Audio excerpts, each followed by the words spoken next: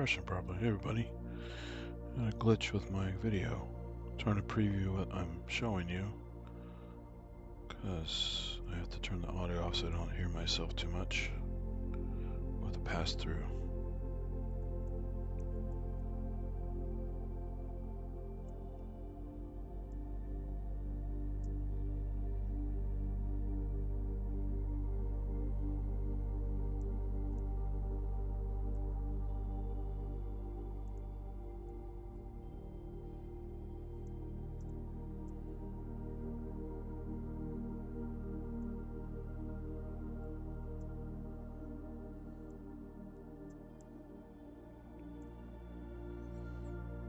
Okay, sounds good. Excuse me. So, if you saw the live stream yesterday I did on the synthetic channel, you'll see all the half moon base stuff. And there's some samples I collected yesterday. So this is some sand from the beach I walked down to. It's very coarse sand.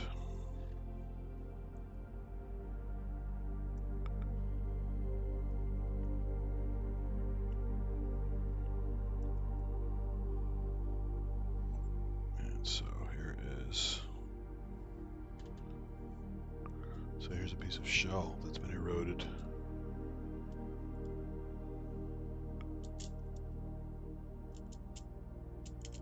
That turned over here. Use a better pair of forceps.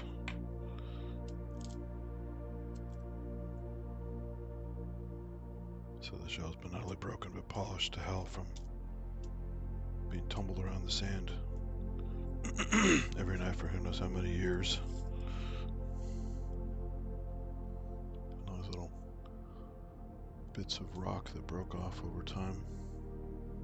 Some shell, but mostly rocks.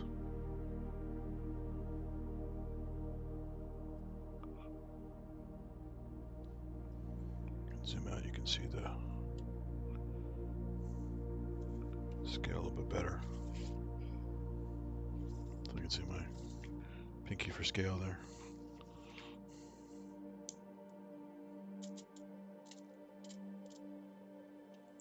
But yeah, not too much. I could put a little more in here now that you've seen it loose. Put a little more density in here. See what else we can find. Sometimes you get little critters in here.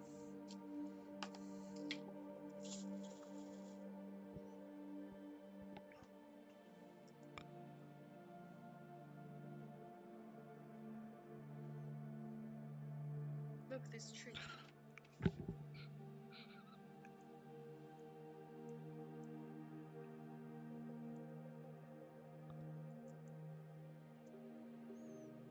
Turn the brightness up here. It's a little dim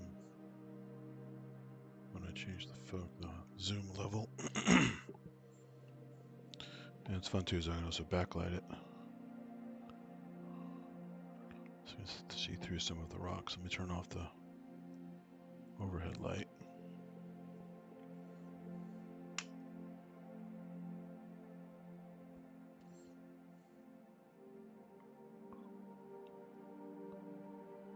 Now you can see that these are all different minerals in the rocks there. Different colors breaking up the light.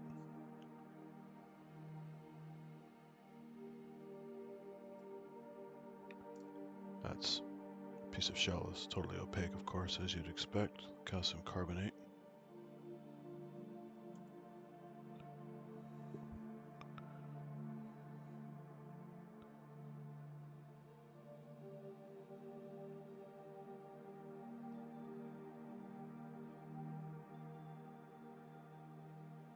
So yeah, so far nothing living in here.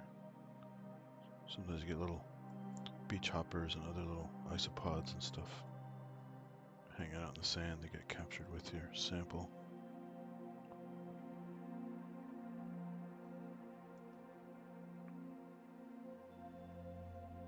Just turn the light back down, and overlay back on.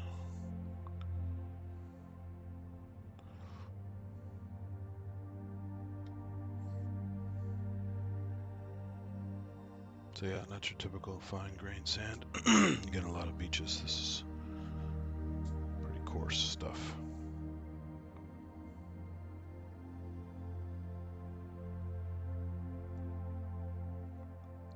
So that's some of the sand I wanted to show you. Get a wider view here. See it all together. If you watch my live stream of the beach, you'll see that's pretty much what it looked like as you're walking through it. Just clumps of rocky stuff. So, first thing I'm going to do is make a slide of the ocean. You saw I got my feet wet getting this sample. But I think it was worth it. But you never know. Some of these ocean samples, you don't get a lot of critters. It's always worth a shot. They had, I was looking at some old news stuff from Half Moon Bay a little bit ago. A couple years ago, they had some serious red tides out there from the dinoflagellate blooms and stuff. So it made the algae the seafood very unsafe to eat. Anywhere from being sick to poisoning yourself to being in the hospital.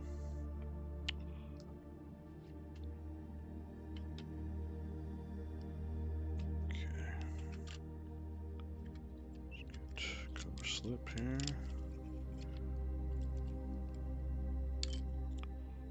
Of course, I always have to wipe these down because they never come out of the box clean.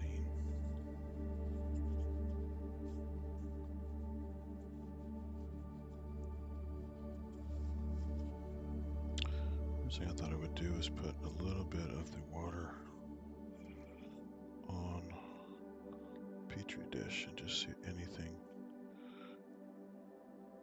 big enough to show up on the dissecting scope here, just for fun.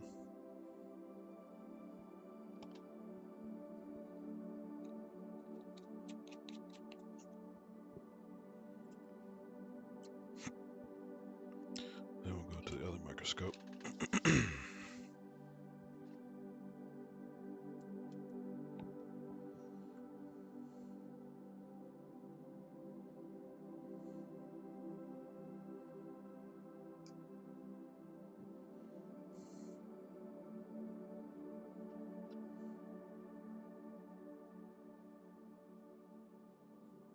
Do a little backlight of it here. If anything is swimming around in there. Don't see anything.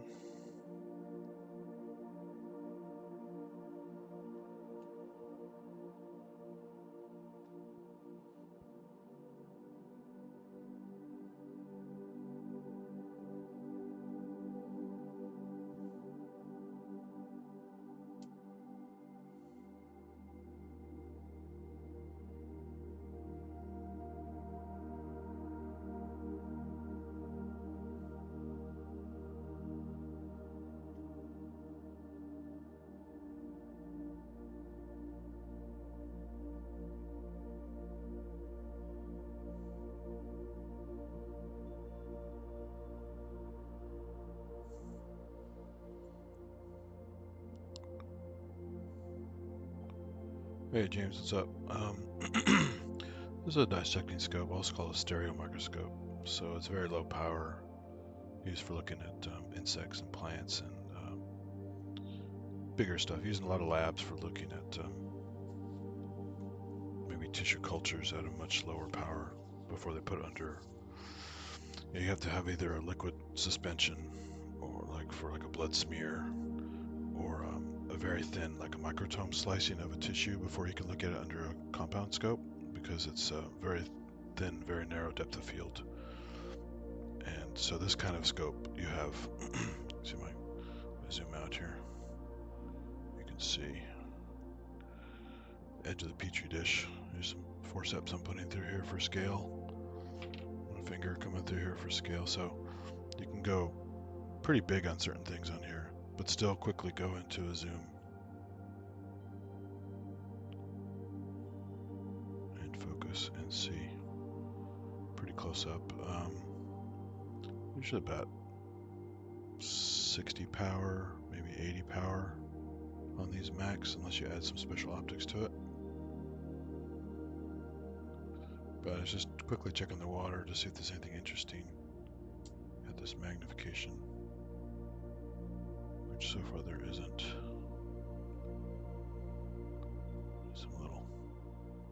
algae or something there, tissue of some kind.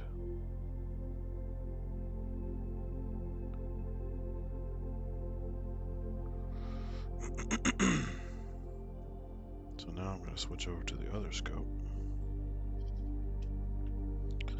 with a slide from the same water sample.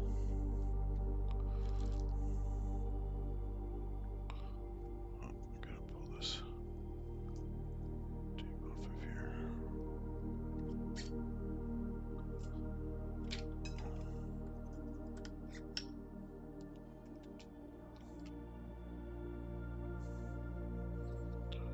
Turn this up.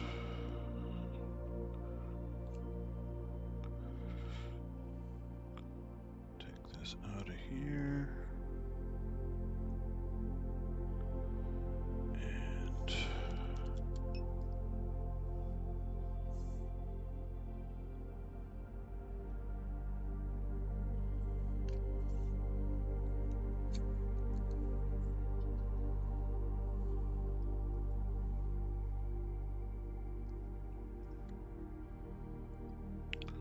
it's down some, it's too bright. I think the software needs to be adjusted here.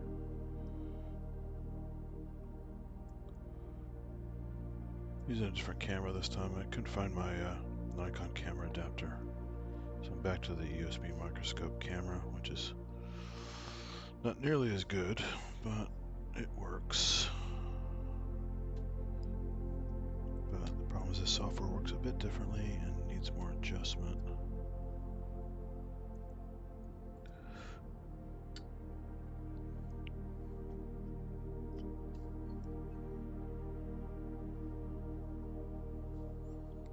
Turn this up. I don't know why it's giving that weird view. I think this, oh, I see what happened. Okay.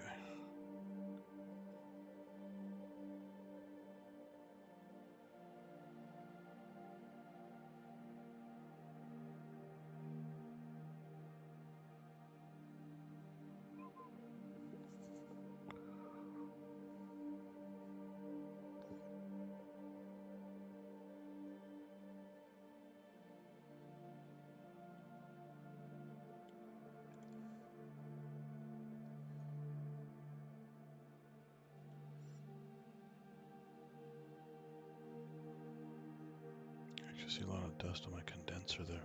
That's interesting. Okay. There's the slide in question.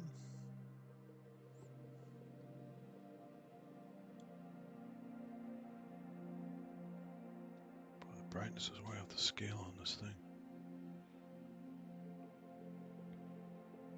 There we go.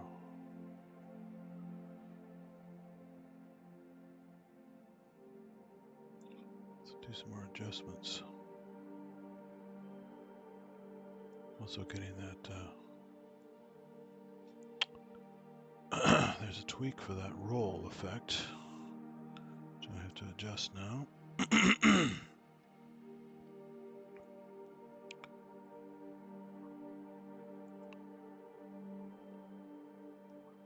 That should kill the flicker.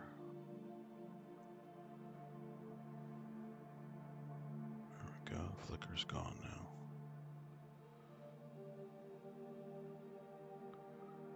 Come on.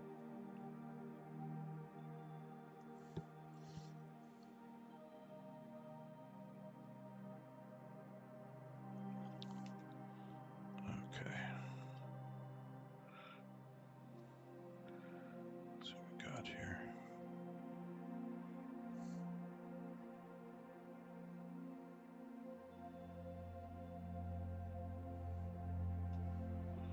This is offset here.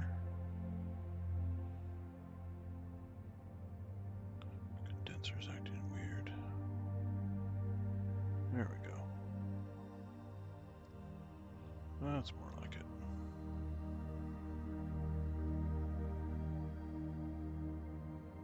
Let's get a little oblique lighting here. Alright, let's see what we can find.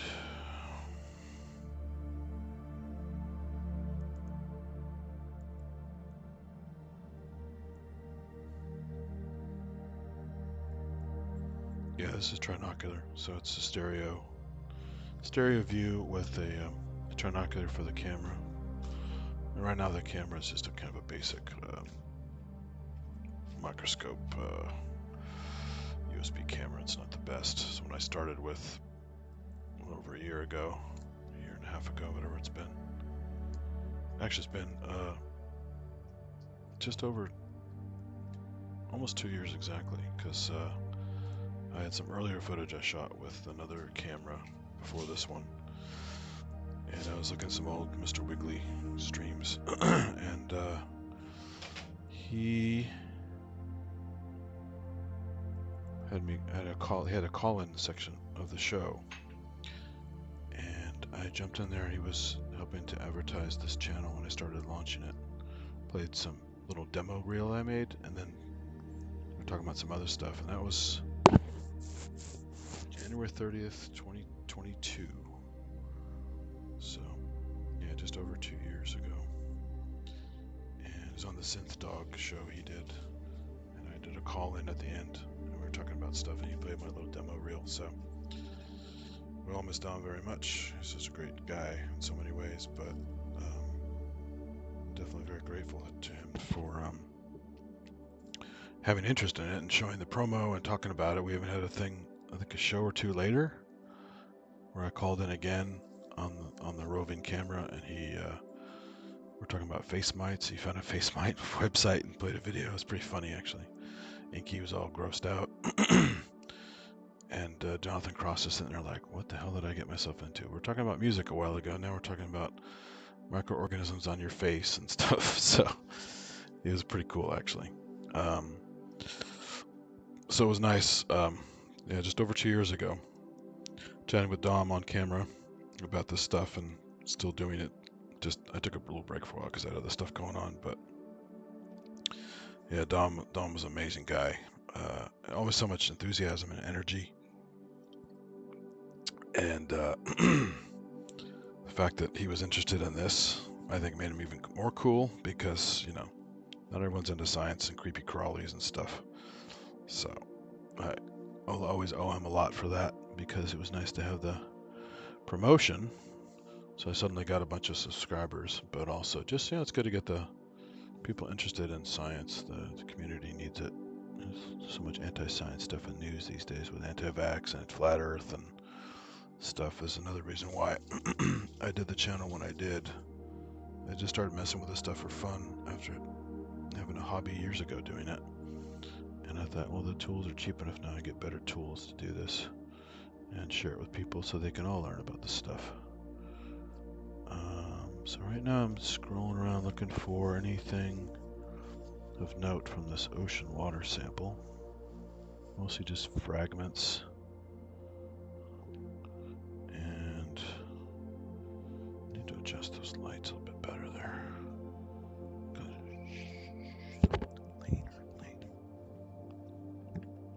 Later, please.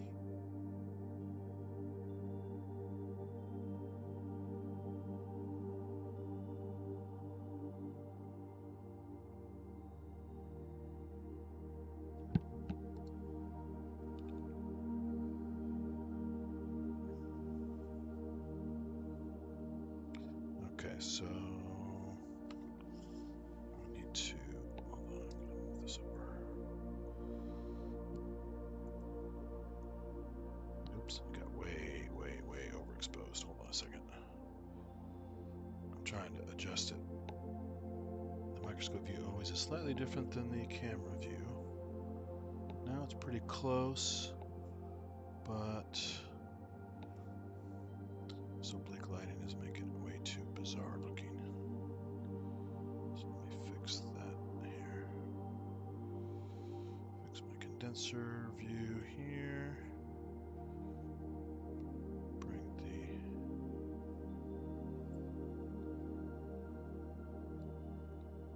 Okay, that's a little better there. Let me fix the exposure. Yeah, I haven't used this camera for a while, so I have to go back into the software and do all kinds of manual tweaks.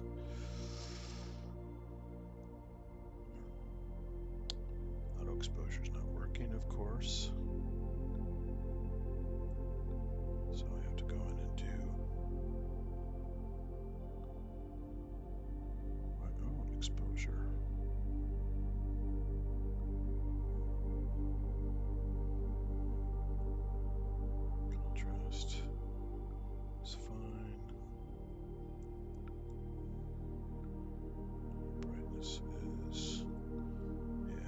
So this kind of gamma setting here I have to mess with.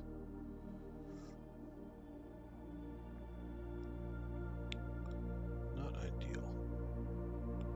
A pain to mess with this stuff when you're trying to just look at critters. That's a little bit better.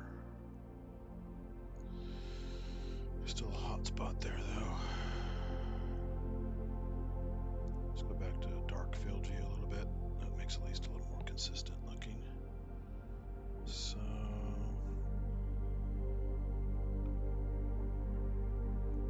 let me go back to flip. I also flipped the view for the other thing. Let me flip it back. Because I'm getting flip vertical. That's the view I want. And I go right. Okay, that's correct. So now let's go look for some other thingies.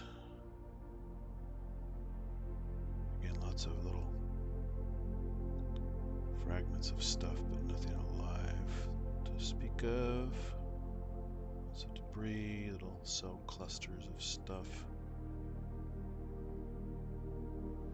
That could just be I missed something on the sample. I'm going to take another one out. Sometimes you only get a few goodies out of the whole thing. Looks like a diatom there, maybe? Very small diatom.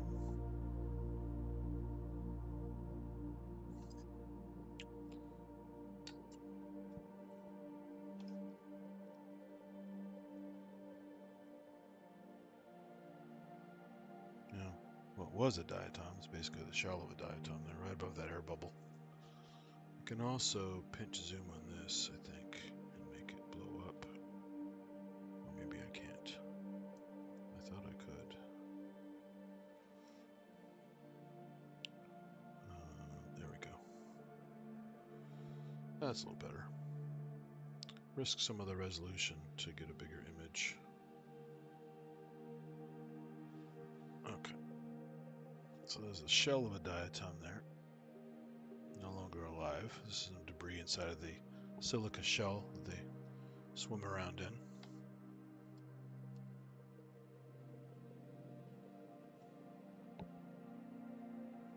Might be able to find some good diatoms in here. You never know.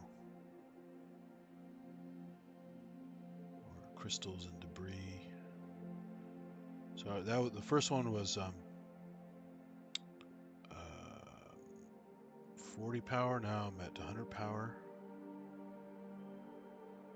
You can see a bit of the wiggly stuff in the water as I'm moving around. It's just me kind of leaning on the table. My vibrations are going through the table. Makes looks like stuff is moving. If you get in far enough, you get Brownian motion from the heat making the water molecules bounce into small guys, and they just go dancing. This kind of random dance they do.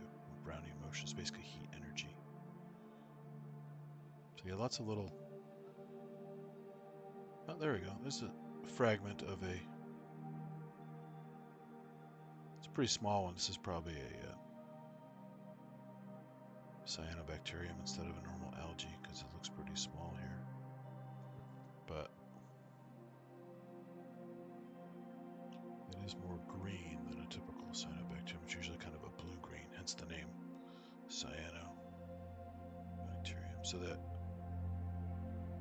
but not sure which one this is. But it's definitely a piece of one. You can see it's kind of broken off on the far side. It's like a little piece sticking out of there. I'm trying to get a little bit better crisp view here of it.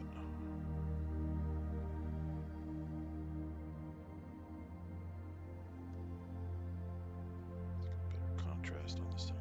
Like I said, this camera isn't the best. That's why I switched to the Nikon, but it does the job. I've gotten some good footage out of this camera over the almost 2 years that I've had it.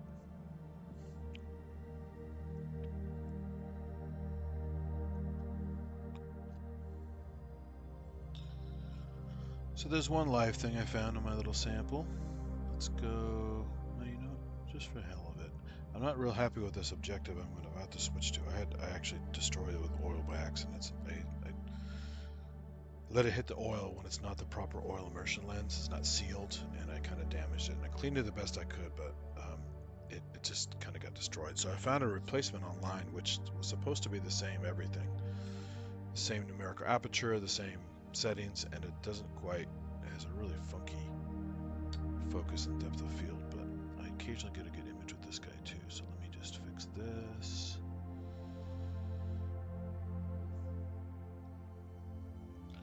It has a really funky depth of field, so I have to focus constantly just to kind of look through an object.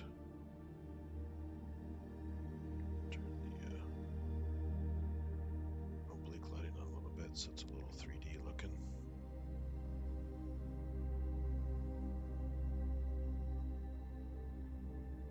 So you can see the structure there very clearly.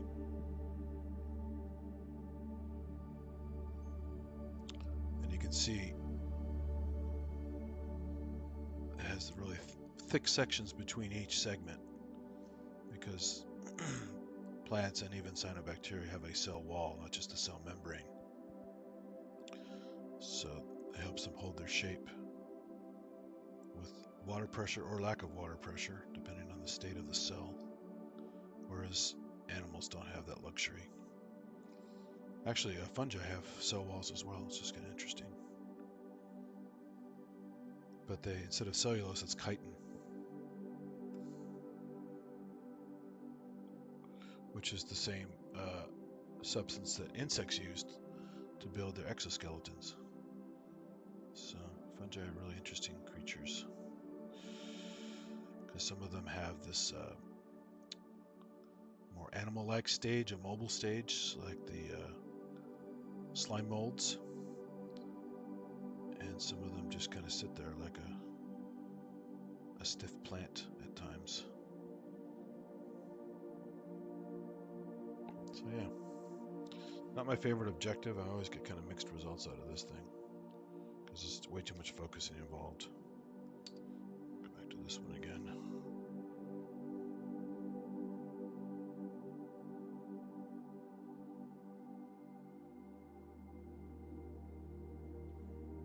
See if I can dark field this one a bit. More oblique lighting that gives it a 3D pop.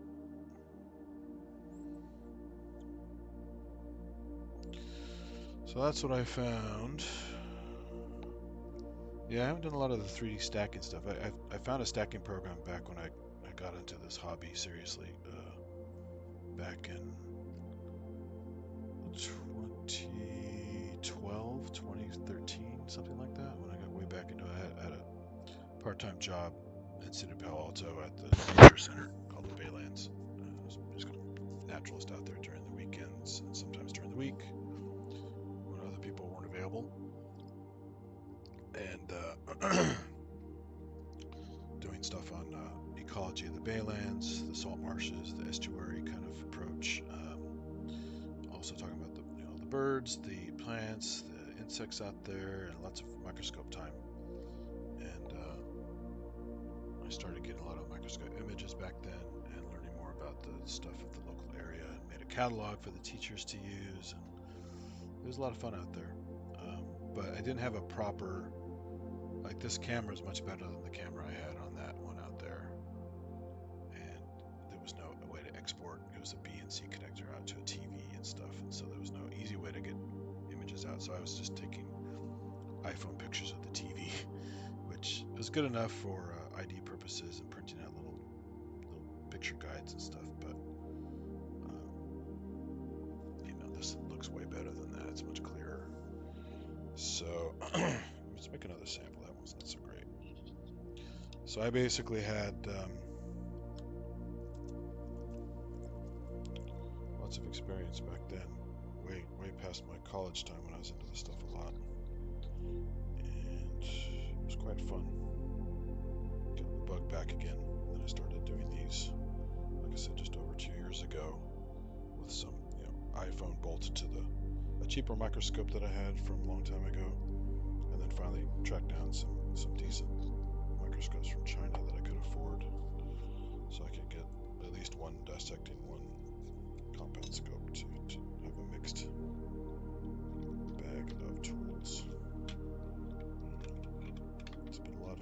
sense. Okay, make one more slide from this mix of this water sample from the ocean. Probably would have been better if I collected it kind of near. I've had more luck with ocean samples near, or bay samples near more defined area like a harbor or a jetty or some kind of a edge I could walk up to instead of just running up to the beach and chasing the waves. And I couldn't even find any good algae, any good kelp and stuff on the beach yesterday. It was so clean, which is weird. That would have been fun to put that under here too, but no luck there. So let's go back to this view. Let's see what we can see here. Oh, got my. This is getting in the way here. And that is way, way, way too bright. Fix that again.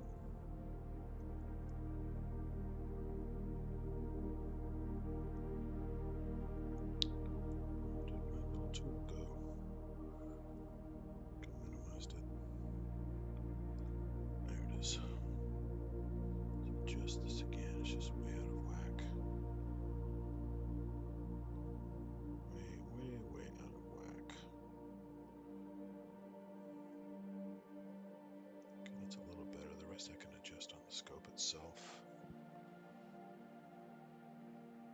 Let's go back to dark field again. That's always nice when I get it just right. Get more of a 3D look and everything just shows up, all the little particles and stuff. Show up very nicely.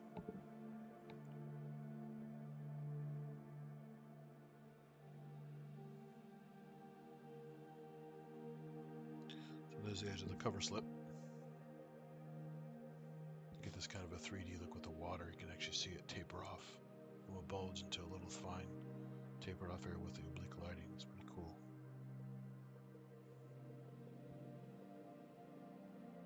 So finding some bits of stuff here, but nothing interesting yet. More debris, fragments of things.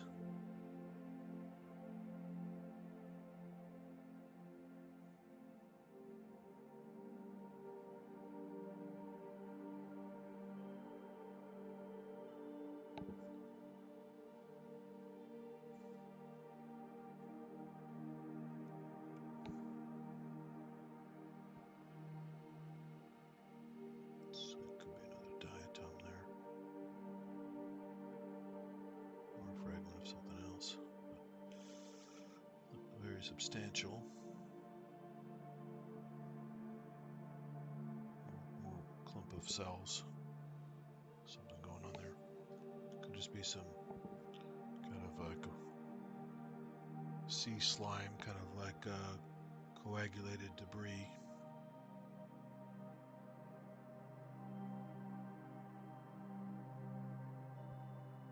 Hey, for a second that looked like something pretty cool, like a vorticella, but it's not. Yeah, it's a pretty boring sample. Again, this is just, stuff in the ocean, right? In the tidal area. Not very rich. So, I'm going to move on to what should be full of stuff, which is this sample I got. It's a freshwater sample of a bunch of rainwater and a bunch of other stuff that collected on the other side of the trail I was walking on yesterday with the live stream. And it should have all kinds of stuff, because it definitely had some nice clumps of green algae in it.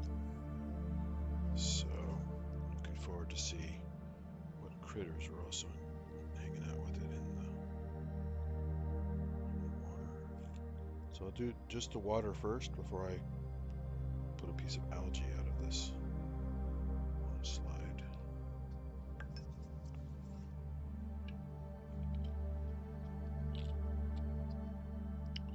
Cover slips are going to have to go clean a bunch of cover slips.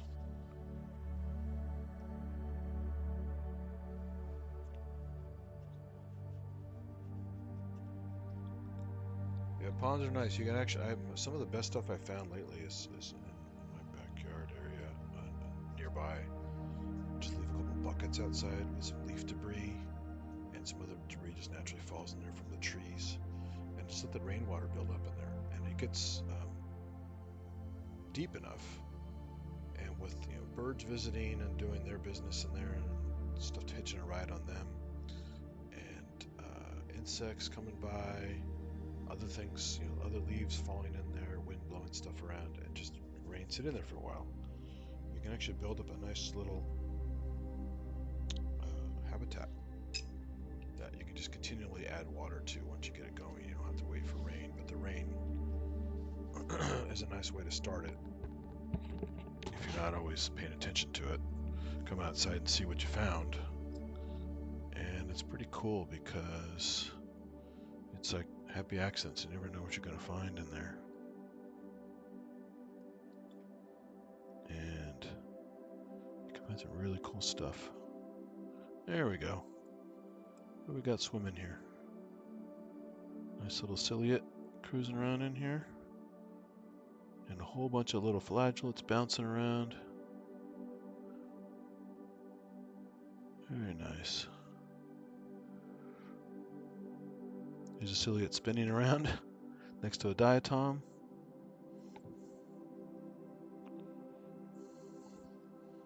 Let me try a dark field. And then I will tweak the lighting a little further. And I will adjust the lighting on the software a little bit, because it's still too overexposed. This auto exposure is pretty crap, actually.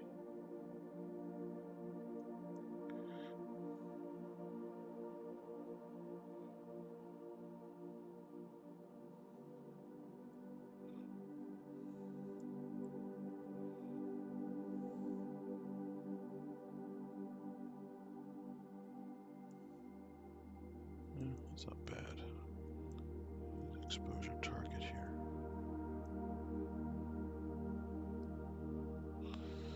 Alright, let's get closer. That guy's spinning. It's a perfect time to zoom in. Let's see what he's up to. Some of these legs like to spin a lot like that. It's really interesting.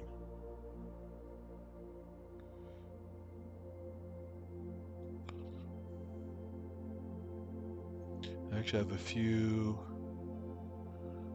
very much like this. Oh, there's the diatom swimming next to it too. Check that out. Diatom's also swimming.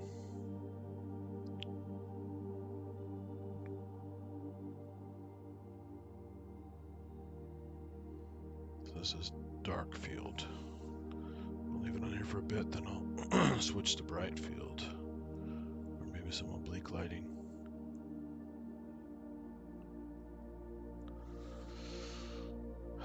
And I can't remember, I don't think I identified this little spinning guy. I've got him before on other streams. In fact, if you go back to some of my oldest streams,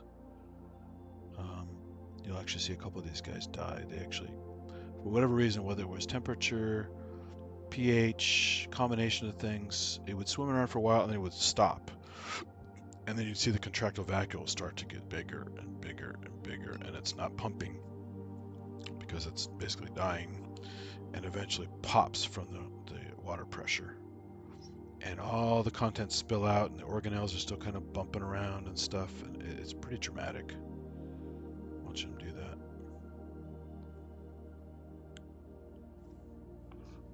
Why is this frozen? My view frozen here? Yeah, my view's frozen. What happened to the camera here? Hold on a second. So the camera software is... There we go. Now it's somehow it froze on the OBS froze for some reason. I don't know why.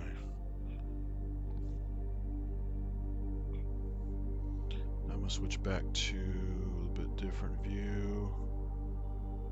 More of your typical bright field view, so you can see more of the colors.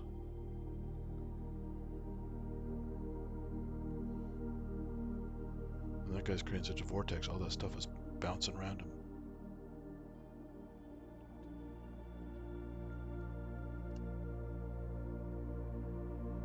silhouette cruising by. But yeah, this guy's just sitting there. There's the diatom off to the right. Little boxy guy doing his little swimming. It's very slow swimming.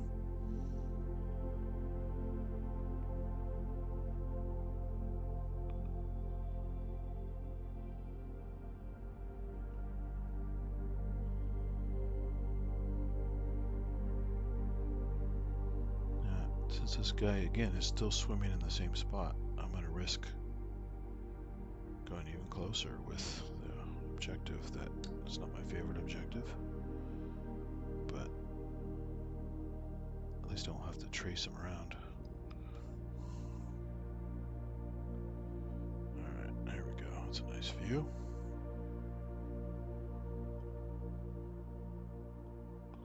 I can zoom out on the software just a tad to make framing it easier.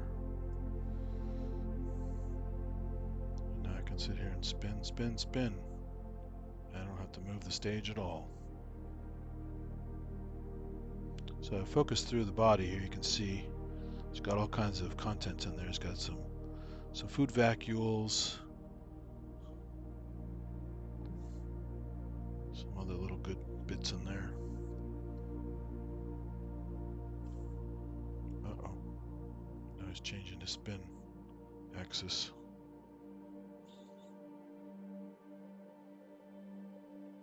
Bring the light down a bit so it's got more contrast.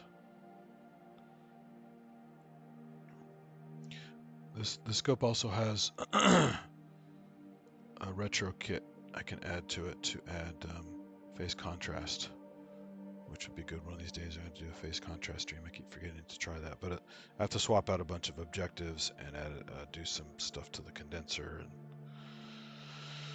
so it's a little more work than just hitting a switch. And eventually I want to save up for a DIC microscope.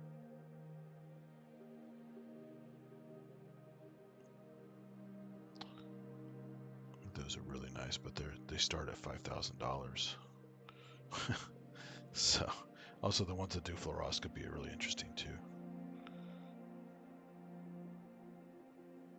You can start looking at contents of this inside this. Oh, there's a really nice shot of the diatom right next to it. Look at that. Very nice. Starting to move.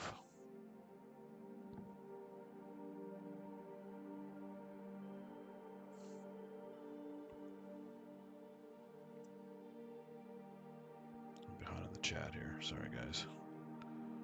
Hello, pragmatic crystal.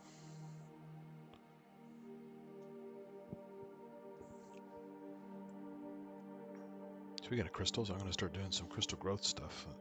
Seen some cool videos online of guys doing that pretty easily. I'm going to start going into that as well. It's fun to watch the crystals grow in time lapse. So now they're different focal planes. I have to focus to go through either one of them.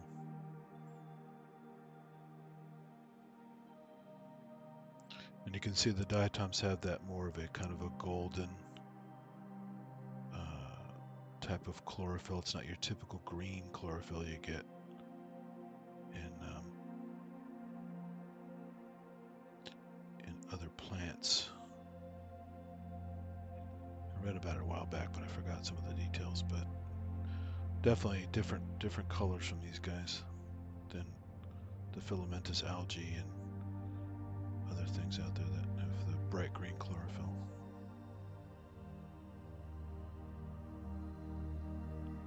But you can see, and right behind that green cluster, those little spheres, those are fat droplets.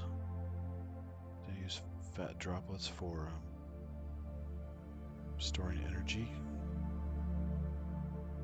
and some other functions. I think some of the stuff I had read for a long time I forgot. There's a nice little flagellate just below it, just kind of pumping away, spinning around and stopping once in a while.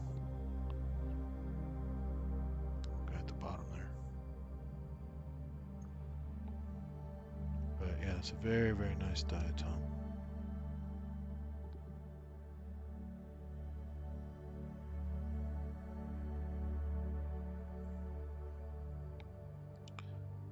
Let's go back over here. Oh, there's another diatom. So this is more the pinnate diatom, which is a like a feather. With bilateral. So a lot of these have bilateral symmetry. So you have the long box. This is the tapered on either end, pinnate style.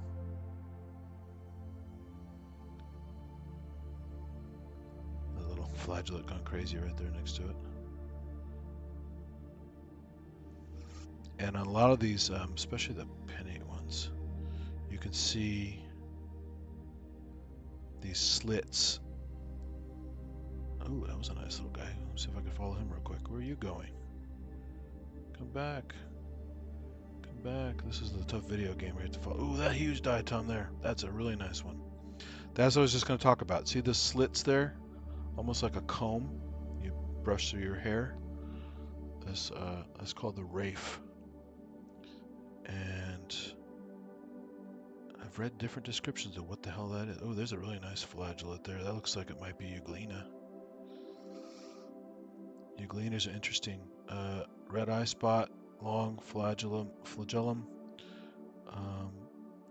and they're actually animals with chlorophyll. Yeah, he's swimming up and down too much. I can't really follow him very easily, but I'd have to change objectives. I'll do that real quick here.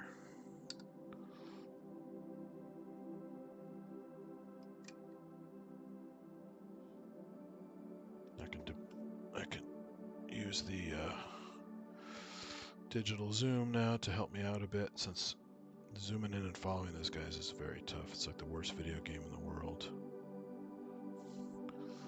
So here's the Euglena here in the middle. But yeah, they have a red eye spot because they need to know light levels to make the most of their chlorophyll. And oh, there's a diatom and some debris. Trucking. There's tons of diatoms in the sample. It's crazy. Just pushing that debris aside. This is another diatom shape. Looks like two cigars smashed together. There's a kind of a central line. Now it rolled over on its side, looks like.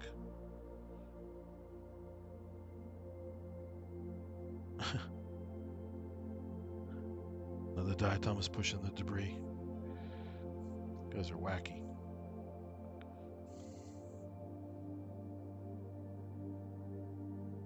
Get that hand out of the way, it's ruining my footage there. One problem with the software is you can see the cursor, but it's also ruining the shot. I think you can see the cursor, right? Can you see the cursor in there? Well, maybe you can't. So yeah, he's doing the tugboat thing, pushing stuff around, but he's got the long, looks like two of them stuck together.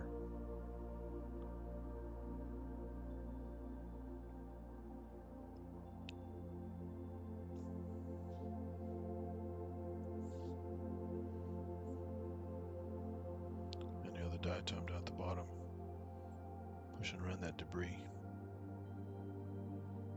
So we've got a fair amount of push power. There was an article I read years ago. Don't know if what they finally figured out, but they were trying to figure out the locomotion aspects of diatoms. How are they moving so much and so fast sometimes?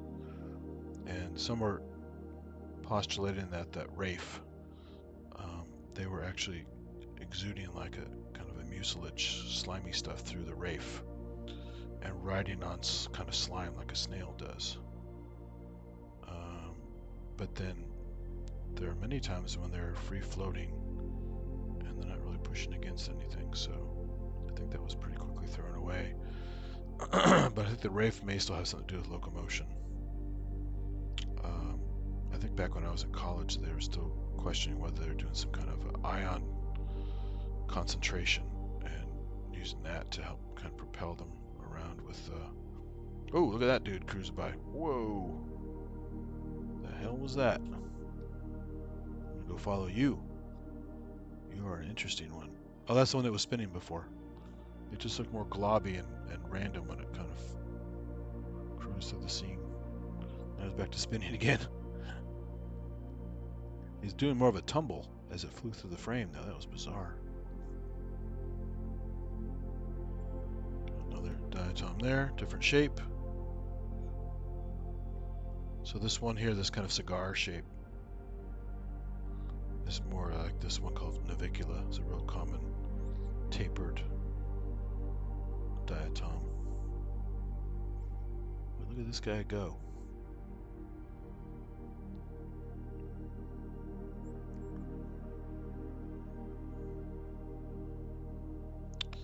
And I don't remember the name. I think I identified this one on one of the streams, but it's been so long I forgot the name of it.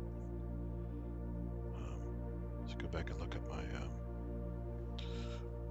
I'll often shoot this stuff because it's many hours, and then if I can't even remotely guess it on the stream,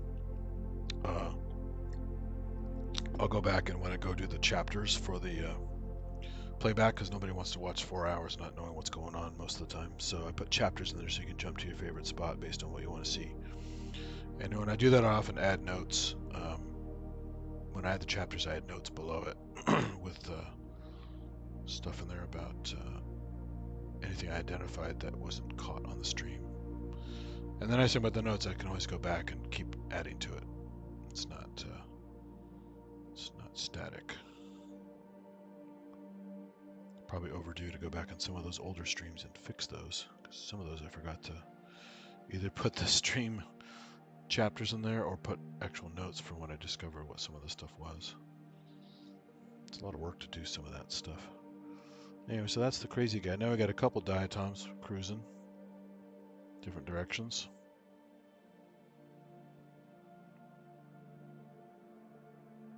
I knew that sample would be good. It was just full of algae.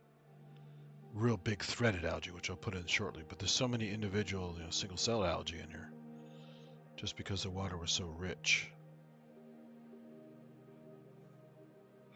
And I'm seeing some stuff off the side because my microscope's a wider field. Check this out.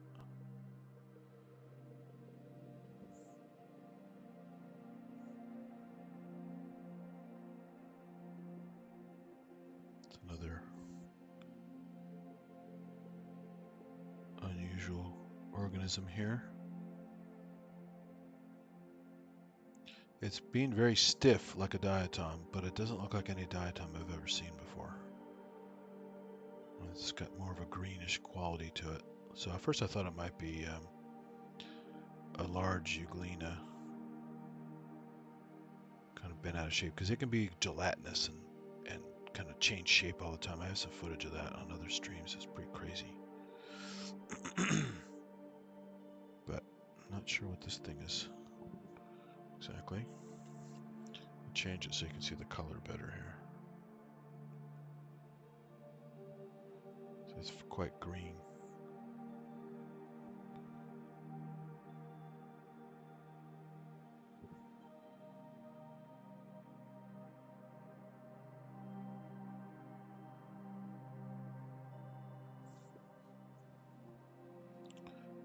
Fix this a little bit. See if this helps at all.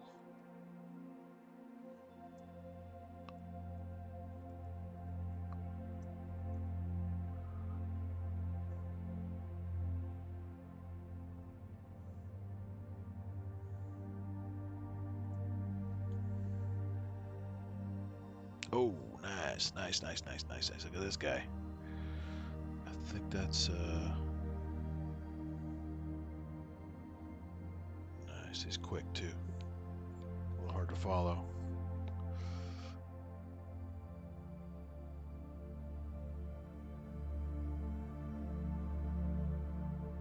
Oh, a bunch of them in here.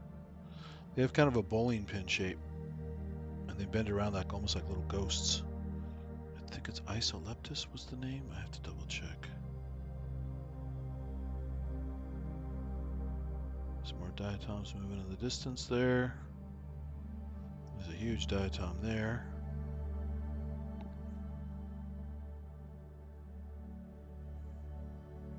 Look at these guys cruising around.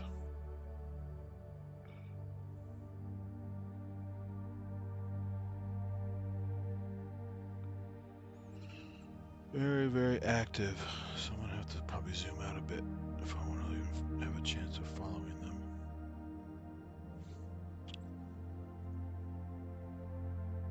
But they're going up and down a lot in the depth of field, so it's really hard to follow them. See, he had just left the, he sneaked out of the cover slip, and so he's got a thicker amount of water to go through here. So they're really hard to follow because you're constantly focusing as they go up, and as he squeezes under the cover slip, and back in and out. But they have a lot of long cilia in what would be the front, very much bilaterally symmetrical with the head shape.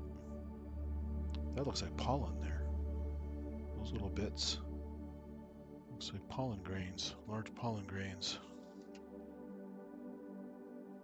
Those kind of Mickey Mouse ears, which is usually indicative of conifer pollen of some kind. That could actually be Monterey cypress pollen.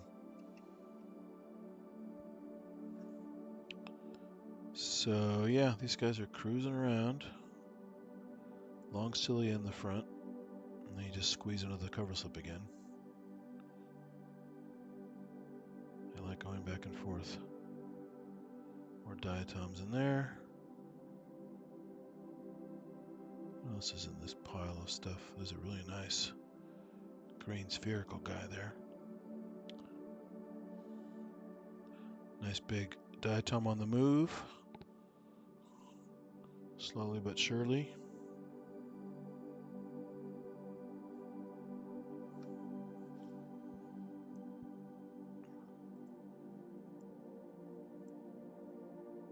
Oh, thanks, James. Sorry I didn't see you leave.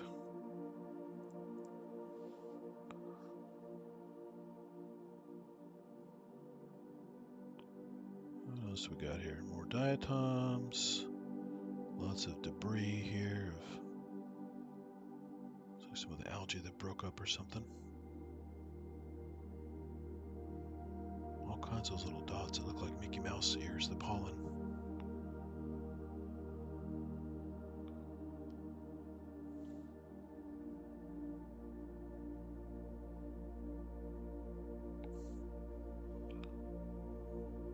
Long filamentous algae there.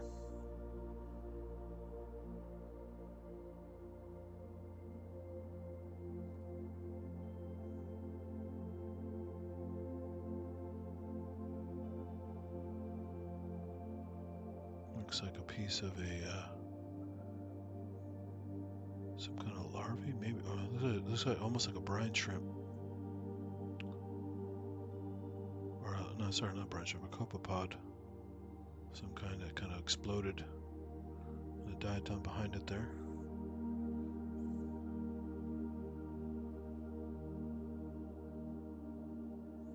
Getting crystals forming on there. You see the chips. I'm so close you can see the edge of the cover slip there has like chips out of it. Chipped glass.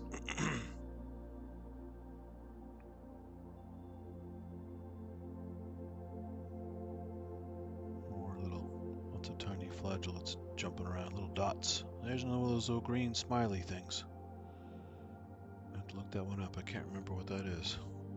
Very distinct though, very green. It's like a little green banana.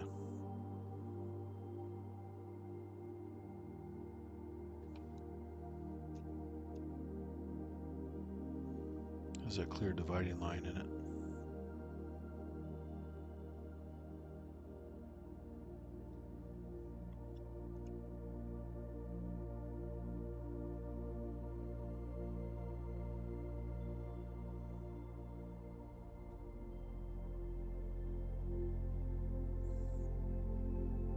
See, the slide is starting to dry up there. I'm getting crystallization on the edges, so I'm going to have to scan before the slide starts to dry out. Some filamentous algae there.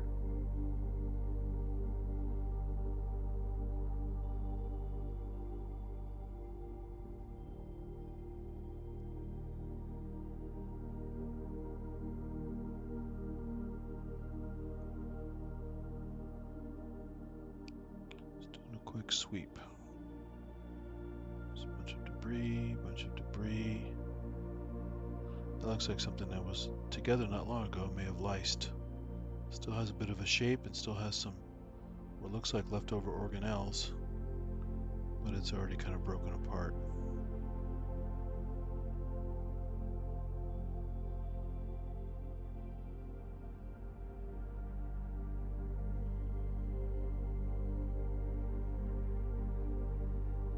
Tiny little flagellates there bouncing around.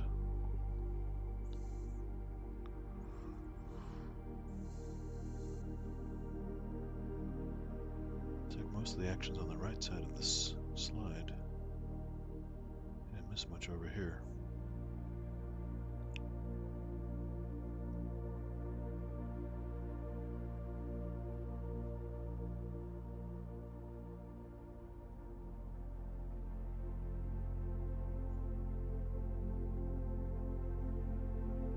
Diatom. That was actually more green than usual. Interesting.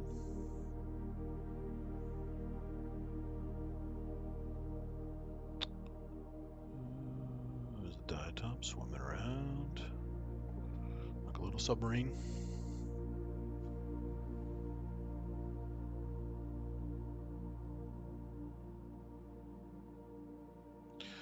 This is rainwater collected in various little basically mini pond areas in this field by the coastline, by Half Moon Bay, while hiking around. So about 100, 200 feet the opposite direction from where I got this was the cliff for the going down to the beach. This is up on the bluff. So there's lots of collected rainwater everywhere from all the rain that everyone's been getting lately, and been there long enough to stay nice and moist, and the algae's going crazy, and lots of critters in there having fun. So don't know Closterium. I have to look that up. But yeah, lots of diatoms in here for sure. More debris, more debris, more debris, more diatoms. Here's another one going crazy across the screen. There's a tiny diatom and a big diatom right next to each other.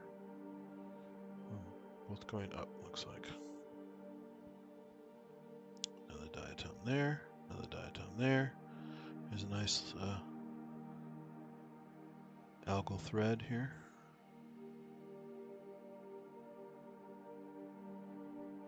There's one of those diatoms, looks like two smashed together with a long center line. See those fairly often. Now it's turned sideways, and then it flips back on its. There you go. Now you can see the line again. And what else we got here? There's another one of those green smiley things. Very distinct. I'm sure I should be able to figure it out online pretty quickly. That is really nice. Green diatom going crazy. Next to another boxy one below it.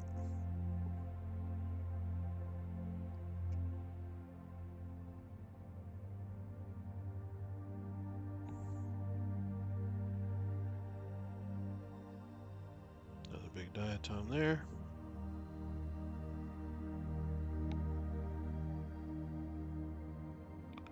Another diatom there. There's a very long algal thread. And another diatom.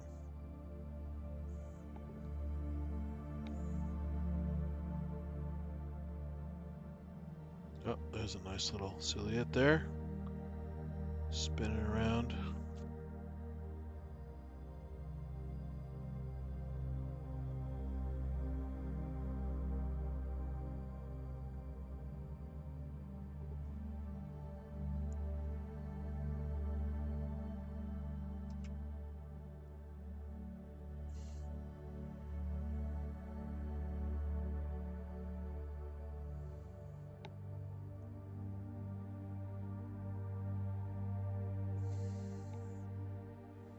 Stays put long enough, I can zoom in here and get a look at it. Let's take a quick digital zoom to save some time. Not super clear with that magnification, but you see a little more stuff.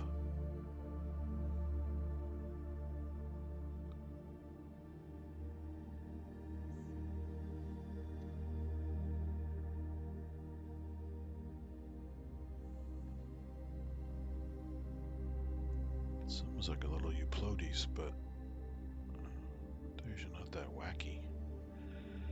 Don't move around so much in circles like that. Zoom back just a tad. It's getting too many artifacts, but yeah, it's got that kind of a flattened curved disc, concave disc, almost like a Euplodes. It might be a Euplodes. It's just kind of going crazy there. They're fun because they have the fused cilia into these little leg-like structures called cirri, and they actually can walk on other giant cells and algae and stuff, like an insect, even though it's a single cell organism. But they look like insects walking, like ants or something, walking on top of stuff, or a little beetle. It's pretty fascinating. You see that water shift there? That's when the slide is starting to dry out. So I better get down here where the action is. There's a nice one there. Very dark. Let's go back to the dark field. Maybe see a little bit better.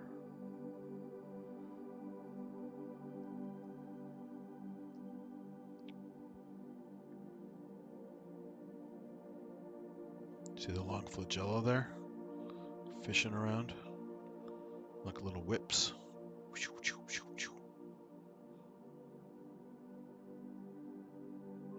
Very cool.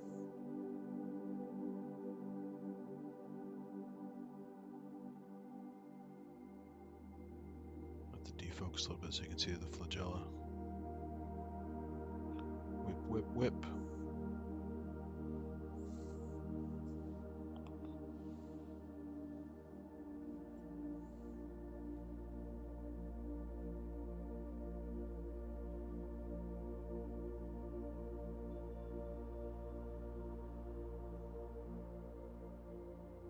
More diatoms. More diatoms. There's a nice, I think it's an Anabina segment there. Blue-green algae filament. It's got this, so it's actually got motion of its own.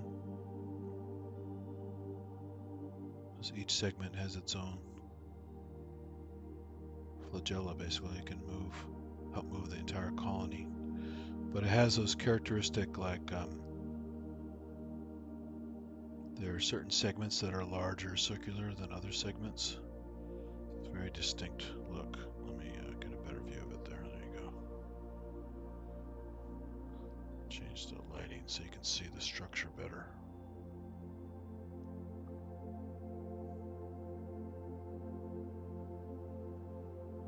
And you can see it's got these uniform cells collected in a series, and then there's certain other kind of larger round cells. And I forgot why that is. Those might be they might have a special function as a colony than the other cells. I don't remember. But they're very distinct looking when you see them. And they're kind of not as colorful as some of the other algal threads.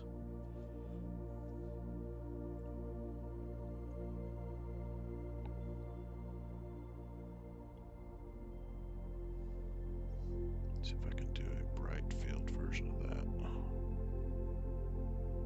can see some of the color as well as the shape.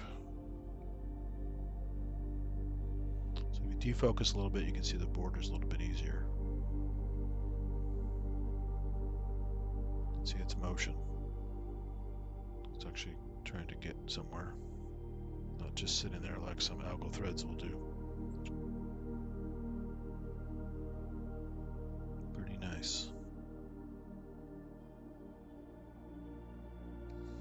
But definitely slower than a diatom. little spherical guy's going crazy again. And a whole bunch of diatoms nearby.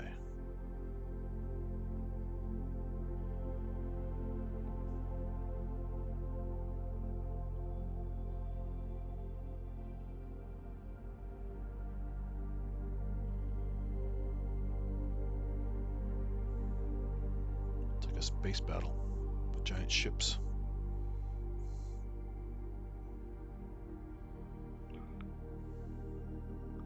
Big, slow-moving ships. So now you can see the slide is starting to dry up. There's the air bubble line coming in. It's starting to squash. Watch, you'll see it pinch off here and break. The debris is preventing some of that. There you go. There, it just broke. That's gonna. This line is gonna carry the diatoms along until eventually the lines meet from either side, and they just get kind of squashed in a water pocket, and eventually just will dry up to a certain point where they're all just squashed together. But that's a really big diatom there. It's got that nice rafe in there. You can see the comb structure.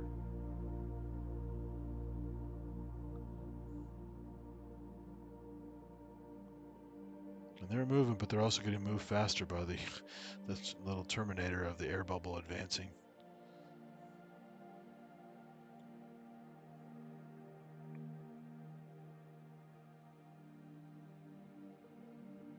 A bunch of little diatoms getting pushed around.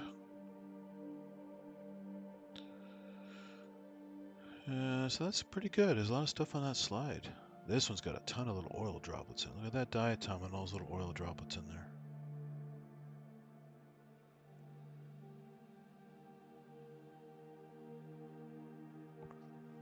Very nice. Cool. So now let's go. Next I'm going to take some of the threads out of that same sample. And I'm going to drop them on a slide. My petri dish here still has a bunch of crap in it, so I'm going to take a naked slide. First put it on the dissecting scope with the algal threads. You can see them at a distance.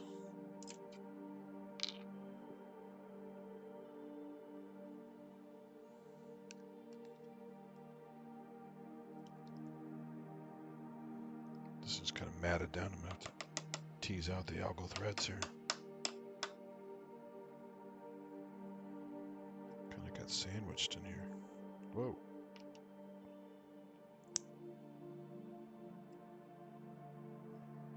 This is where the term algal mat really comes in handy, because it's very much smashed together like a matted hair or something you get out, like a clog you get out of the drain. That's what this looks like. So let me tease out some. I have to use 2 forceps. Tease out some filaments. Put them on this slide. I'll put a little bit of water on the slide too, just so in case there's some little things clinging to the algae. You can swim around a little bit. Okay, also lets the filament spread out, having some water suspension. And now, switch cameras again.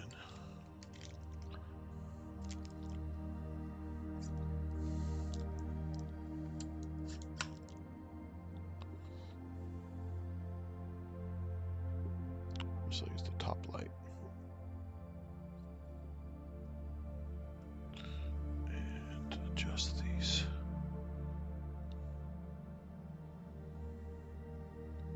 Exposures here.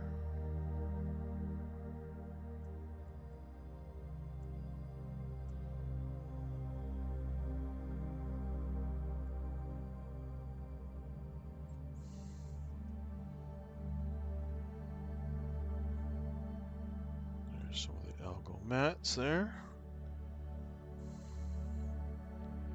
And let's turn off the auto exposure.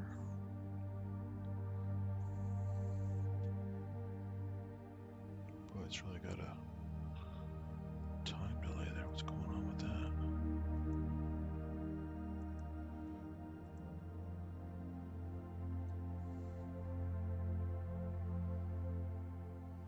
There we go. So there's some water reflecting lights back to the camera, but it's working pretty well here. Let me tease some of this stuff out with a probe.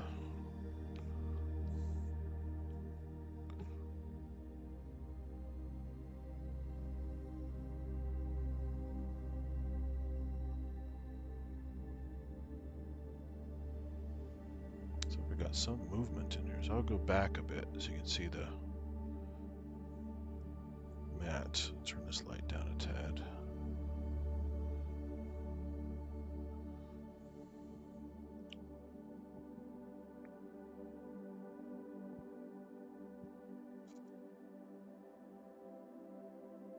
Oh, there's some little guys moving around in here. Look at that. That's why I had some water, so things could swim as they needed to. But they can't go too far. Just a couple drops. But they're pretty big, if you see them at this scale. They're pretty big.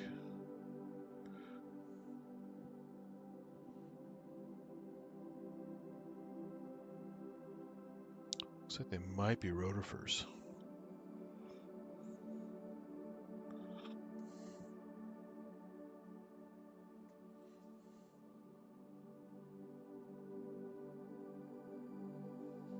They're moving a lot like rotifers. And they're big enough to be rotifers.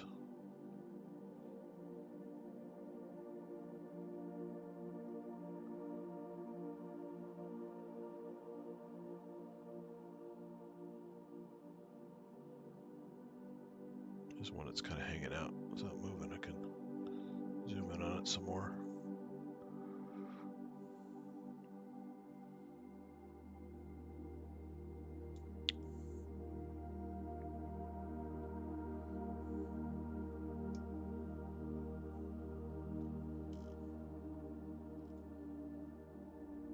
Yeah, very much rotifer style movement. They can use this foot and attach to stuff and filter feed. They can also swim around freely.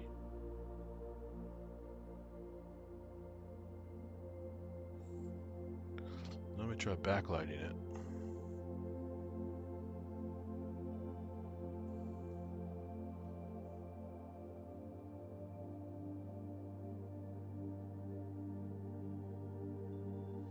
Adjust the light here some.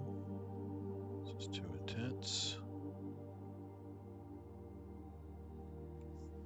And again, this is not the ideal setup for some of these critters. But it is fun to see them with a different scope. They have more water to move around in because it's a big droplet. They're not confined by the cover slip, so you can really see them swim around. And you get the natural color here.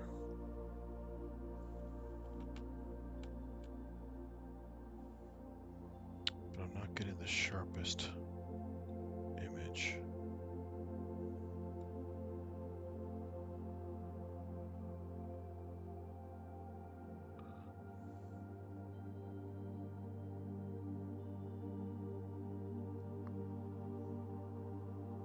Actually, I'll take it back. These might be, yeah, these are copepods. You can see the little eye spot at the top. I call them cyclops. So quite a bit larger than a rotifer, although there might be rotifers in here somewhere. See the way they move? It's kind of jerky now compared to before. It was a little bit smoother. They have these antennae coming out of the sides. They're basically little crustaceans. And they have this single eye spot in the middle. It's usually reddish color. And there's an actual genus called Cyclops. And they have these long segmented antennae, which also helps you see them as little crustaceans. Crustaceans generally have segmented segments, segmented antennae, segmented legs. But they've got a lot of motion here, so it's kind of hard to... I gave them so much freedom. it's hard to get a good look at them. Yeah, see that eye spot at the top there? It's a dark mass. If I gave it more light, you'd see it's red. You can see the antennae coming out, the little forked tail out the back there.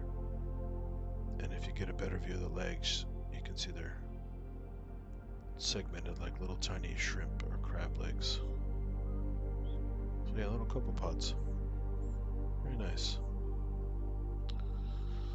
So what I can do now, go back and look at the threads real quick, because I also want to show the algae part. See how they're just all on top of each other? There's so many threads. It looks like a solid green mass over here. But over here I kind of teased out the threads. And there's all kinds of stuff in around these mats. So it's like the water equivalent of a little forest. And lots of animals get cover in here, food, shade, protection from predators, which also makes it a great place to look for things, because like a forest, there's tons and tons of animals in here hanging out. Just like you get the kelp forests in the oceans. So yeah, pretty cool. So what I'm going to do is, let's put a cover slip on this, even though it's going to be a little bit chunky. I'm going to transfer it to compound microscope.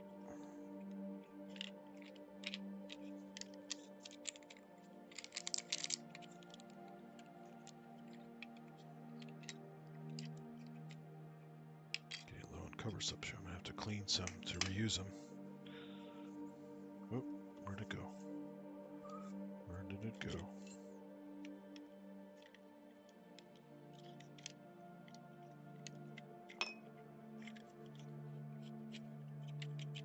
Come on, cover slip.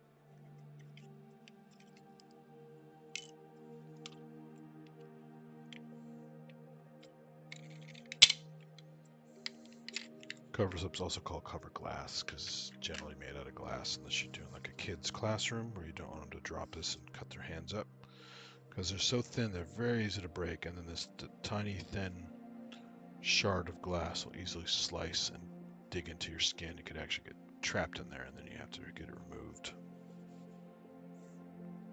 Because it cuts so easily. So I got a nice big bubble of water here. I'm going to drop a cover slip on top, squash it a tad. And now it's got a small enough depth of field that I can put it in the other microscope and see what we can see.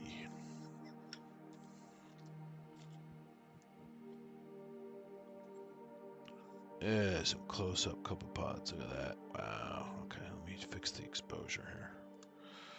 This is way, way, way crazy exposure. There's your copepod.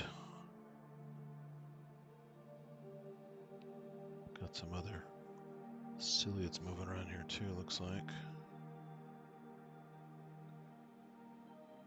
So you can see the algal filaments there making a bunch of stuff go on. There you go, there's the kind of a cluster of copepods.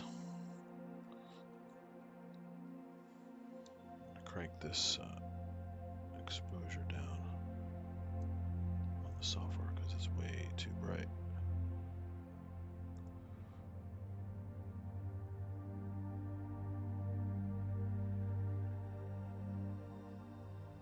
And you can see other stuff swimming around here too. There's a copepod that stopped right there. So see the segmented antenna sticking on the sides, a little tail filaments coming off the back of the copepod.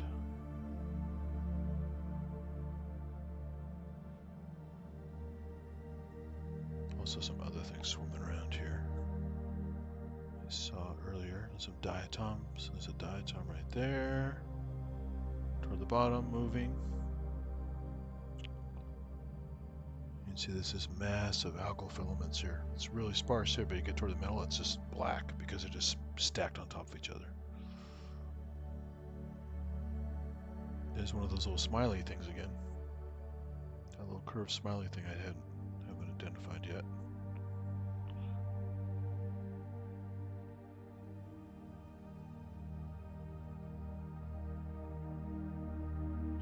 There's a large ciliate under the algae mat. You guys see that there? Right there. Pretty large ciliate there. Not sure what that is from this angle.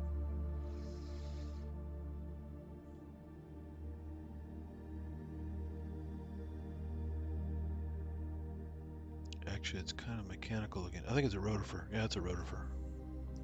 Let's zoom in a bit. Get a better look at it through the algae. So like the copepods, they're also multicellular. They're about 1,000 cells. And because it's kind of confined to this, it's kind of squashed between the algal filaments. It doesn't have a lot of breathing room, but you can see it's retracting and extending. Find a better view when it's a little bit brighter here. It's kind of extending itself, and you can see a bunch of stuff. There's the little thing inside called the mastax, which is as it brings food in, it kind of crushes it like little jaws. It's part of a pumping mechanism to create a suction. And it also has cilia and this little crown formation. These lobes open up and these cilia spin. And that creates the vortex to suck in the prey that fit, because they're very small. Even though they're big animals, they're still pretty small. So they're taking in like little bacteria, tiny protozoans, things like that, because they're only like 1,000 cells. So they're still eating pretty small food. But I have tons of footage of these guys, creating a huge vortex, sucking things from 2-3 times their body length away from them, maybe further, with such a vortex they create. And they're just really fun to watch. We're in college, one of the instructors called them the Norelco Rotatract blades. I don't know if you remember those razors. I don't know if they still sell those or not, but those little discs on the top and the blades are spinning around inside. That's kind of what these guys are like. These little crowns of cilia are spinning, creating the vortex, and it looks almost like a razor, electric razor at one point. And they've got big structures, and I'm seeing some big spherical structures. You can see the little tail section that has a foot on it that can adhere to things for traction, for leverage. And the little foot is off to the left of that little tube thing that keeps sticking back. So at some point when it's bringing in food, you'll see that kind of push out and grab onto something, and then the body sometimes retracts to help it catch the food. But it's pretty squashed in this area. It's not stretched out. So it looks more like a blob than the kind of linear shape they have. But it's busy. Oh, look at the nematode. There's actually a nematode in here. Check that out. Cruising through. It's a big worm. Also multicellular. Whipping around like crazy as it's navigating through. They have perfect shape and tapered body to navigate through this algal mat.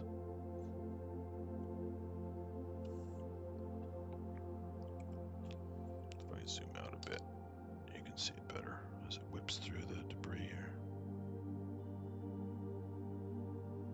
Find it again. Where'd you go? There it is. Whipping through the debris. Sometimes it looks like it has a tantrum. It's just this crazy wiggling.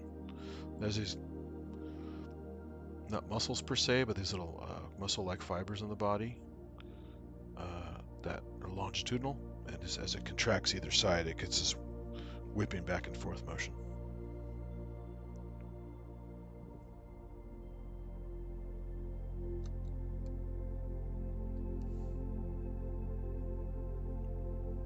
So this, I did a weird lighting on this because there's so much material, but it's also heavily backlit. So I just want to show the contrast.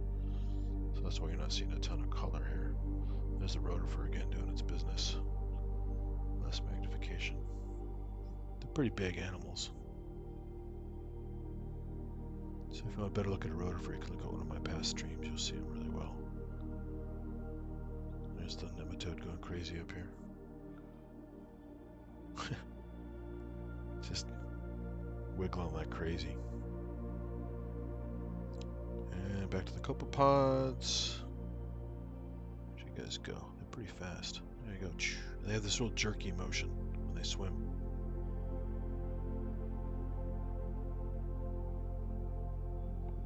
At the margin of the slide here.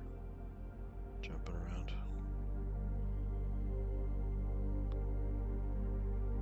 So this is the same water on the previous slide you saw.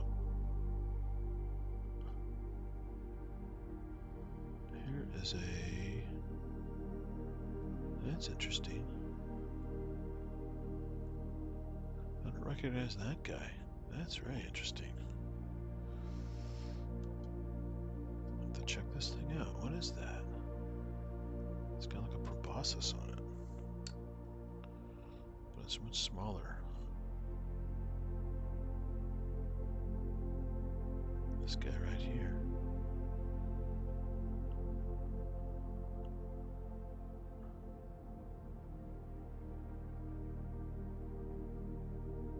Oh, it's just a very small rotifer, but it's a really small one. See how the tail is curling around with the foot on it? It's a small rotifer though. I haven't seen one that small in a long time. There's a diatom for scale at the bottom there. Because I'm at 100 power right now. The rotifer should look a little bigger than that. It's a pretty small one. So again, these are 1,000 cells. There are different kinds of rotifers too. They have different body plans, different kinds of.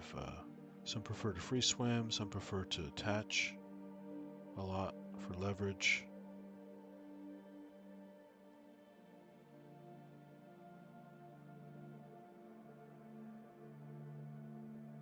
So now it's stuck on the debris. You can't really see it too well.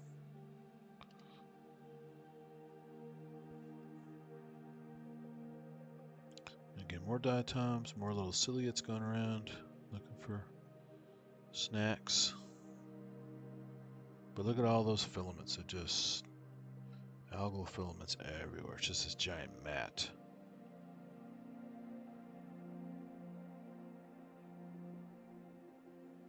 Not much else though. I keep seeing a lot of the same stuff. But very busy. Lots of life here. So eventually when... Oh, nice. There's a big rotifer there. That's more the size I'm used to right there. So they're very squishy and a kind of inchwormy kind of motion when they cruise along. Contract the body, squeeze, and push it out.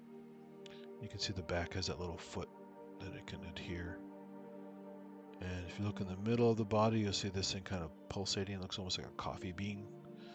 That's the mastax. Like these little kind of jaws that kind of crush things as they come in, help them digest. And then it often has that kind of very colorful center section. It's all the food that they ate, digesting away.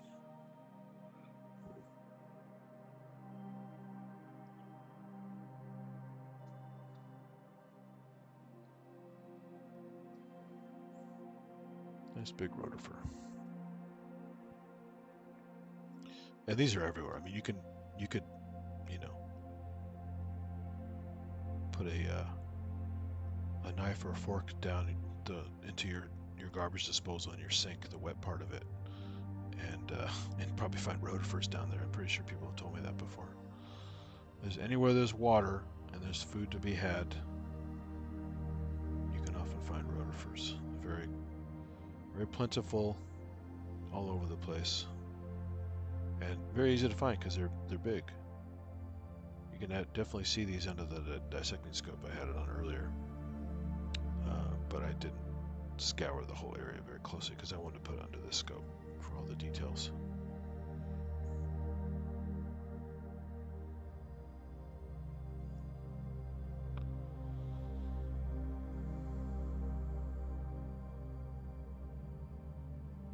So they get very long and then they'll kind of contract themselves, get all squishy, and then stretch out again. And so to the left you can see the tail part, which has a foot that can grab onto stuff. And the front part is the lobes that open up and spin the cilia to make the vortex.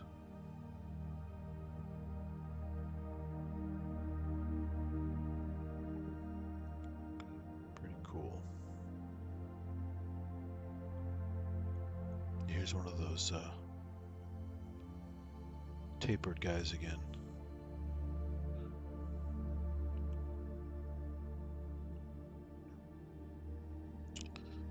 Just drawing a blank on the name again. They look like bowling pins, kind of. Very flexible ciliates, swimming around, kind of a long neck. Now it's behind the debris again, you can't see it. But I had it on the other slide, you saw. Anything else interesting here? More copepods. Let's go back to low power. You can really enjoy these guys.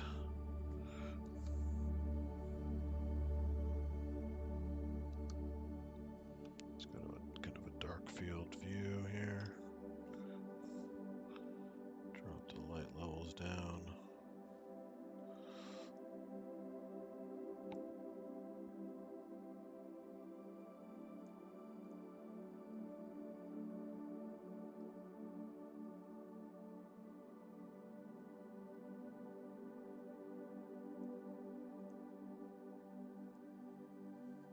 Come on.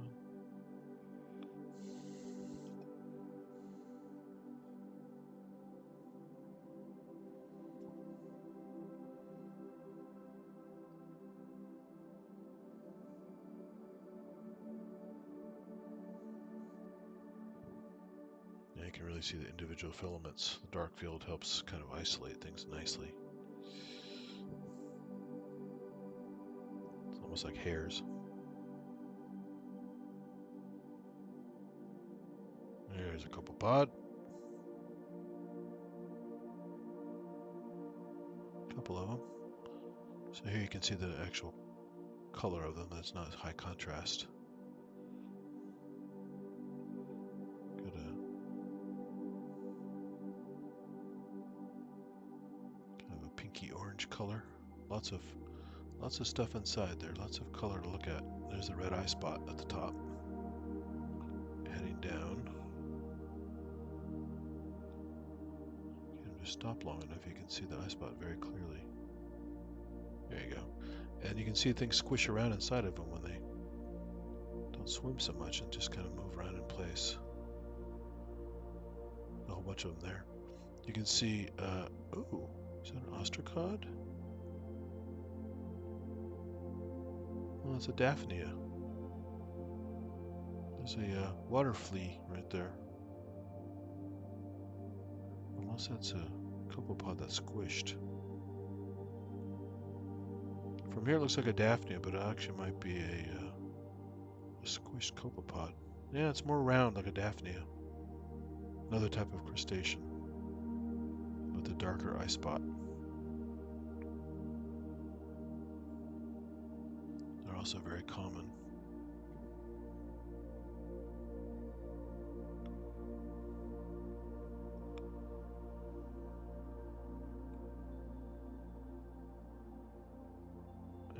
Is a, what is that spinning around there? Interesting little creature there, spinning, spinning, spinning.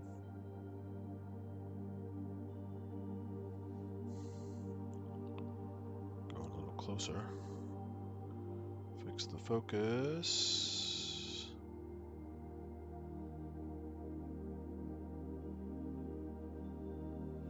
Nice. Zoom out just a tad.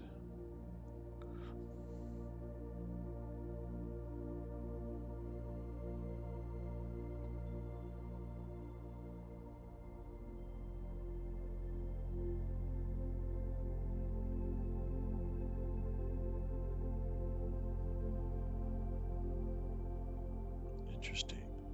Looks rigid like a little tiny crustacean, but it's very small. Lots of color inside too.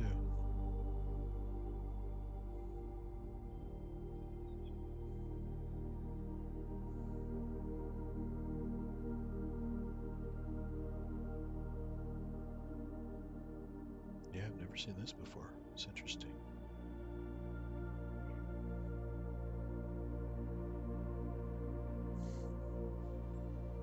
Very interesting.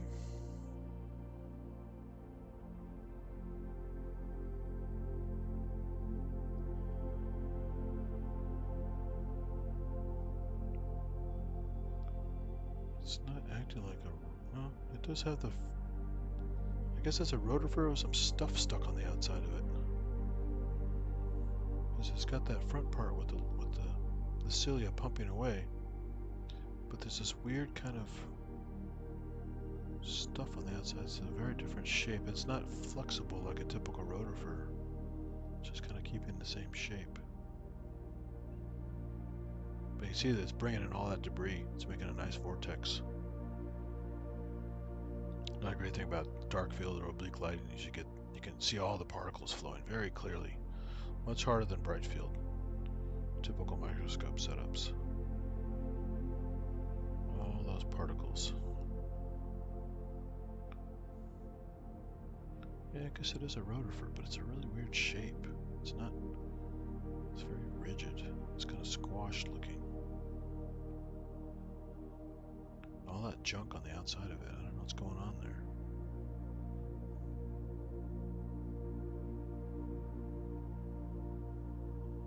Okay, I guess it just broke free of some debris that was stuck on it. Made it look really weird. Now it's holding, it was using the foot to hold on to the filaments to give it some leverage. And then it's pumping away. All those debris particles there. Let's get a little bit better contrast. Super cool.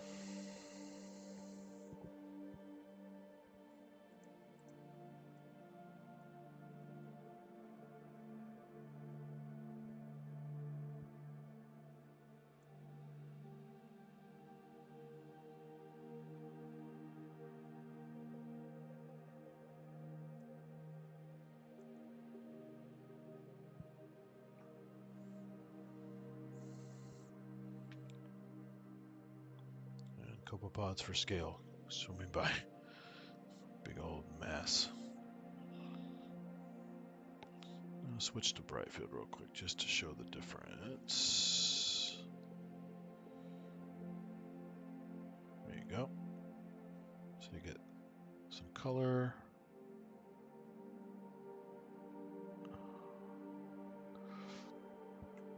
You can see the particles, but you just definitely see them better in the dark field. So there it is attaching the foot, like I said before, for leverage, because they'll often swim with the lobes of cilia to, because it's pulling. It's either going to pull them that way or it's going to pull things to them. And if it has leverage with the foot, then it can continue to use that for suction instead of as a swimming vehicle. But I often see them free swimming. Just, you know, their foot's not attached to anything and they just use the lobes to help them hunt around and swim. So they're eating and swimming at the same time. It's pretty cool. It's like almost like a little chainsaw in the front, going wee wee wee wee, spinning around. But that's just to create the suction. It doesn't do any damage. The mouth parts inside are doing all the squishy bits. But this is a very interesting shape. I've never seen one of this shape.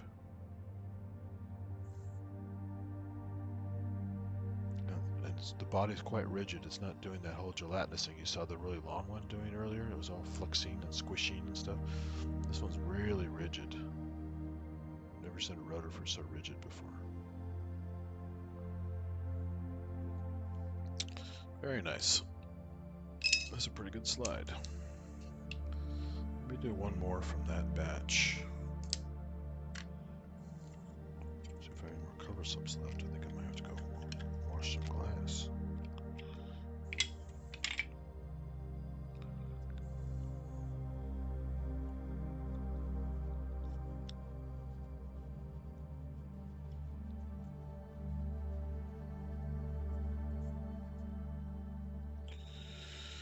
Okay, let's try another thing. I'll probably get most of the same things, but you never know, that one sample might yield. At one point the eyedropper grabs a different part of the water and you get different critters.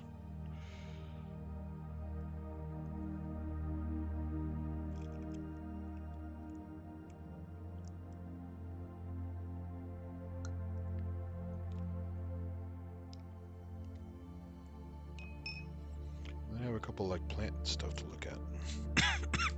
Large plants that are kind of cool from the same place.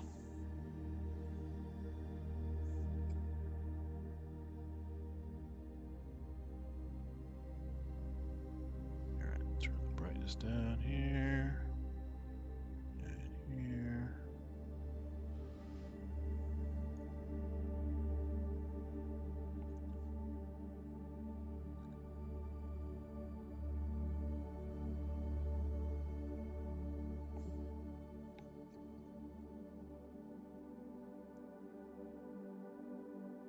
A little too much water. You can see the cover slip kind of dancing on a film of water. Looks more pollen there. Those little Mickey Mouse shaped things floating around.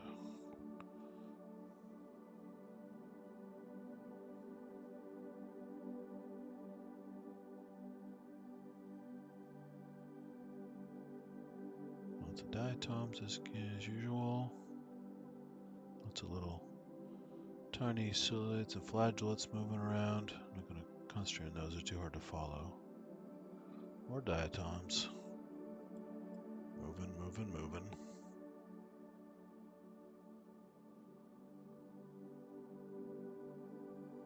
More copepods. Yay!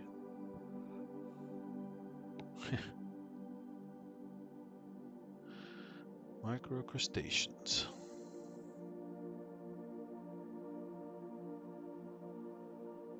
There's that thing again. I think it's Amphileptus, I think is the species, or genus, sorry. The long bowling pin looking thing that's very flexible. Now it's in the open area, so it's really hard to focus on. It's up and down too much. But you can see that thing flexing, tumbling, squishing around. I think it's Amphileptus is the genus. I had on previous streams. As a resting copepod, or it could be dead. Let's take advantage of the rest and get a close up.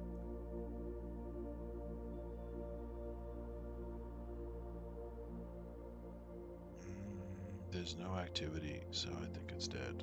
Usually there at least the guts are pumping inside and stuff. And I'm not seeing that. See the red eye spot? If I give it a lot of bright light, you can see it's red. Bring it down so you can see the contents. So you can see that the antennae are very thick and segmented. You can see the chunky segmentation there, and little bristles coming off of it, like little hairs,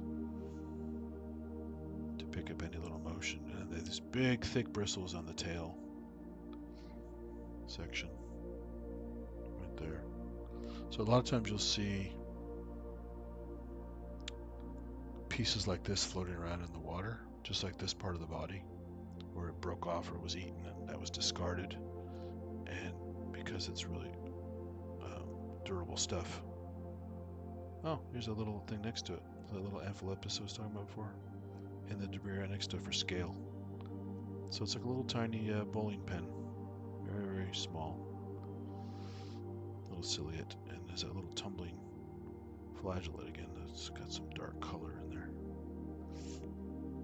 So, yeah, so that's a copepod at rest, probably permanently. Because normally the guts are at least moving around inside. Even when it's at rest, because things are digesting and stuff is doing its business. But you can see as I focus through it, it's like very plated. It looks like it's made of armor because it's a crustacean. It's a giant exoskeleton, just like a crab or a lobster does.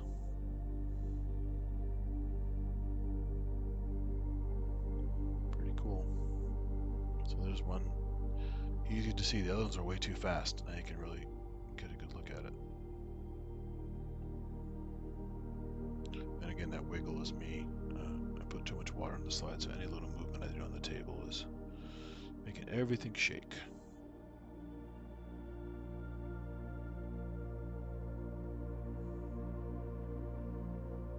Anything else on this slide of note? Another algal filament.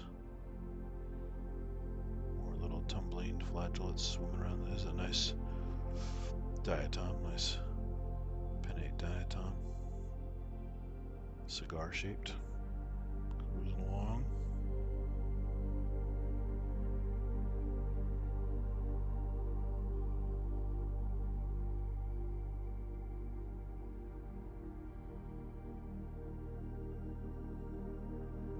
Nice long tapered diatom there. There.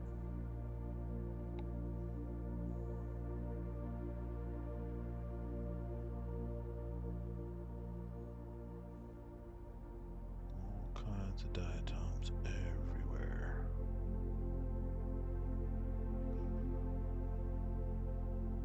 And there are way more shapes of diatoms than you're seeing here. If you guys haven't seen a lot of this stuff. There are ones that look like they have radial symmetry. They look like coins that have a center point with spines going out to the edge. There are ones that look like stacked bricks that kind of slide along a plane. That's one of my favorite ones. The ones that unfold like sliding out a deck of cards and then slide back into a solid mass and then slide back out again. Really cool stuff. Lots of diatoms here. Look at that one. Nice.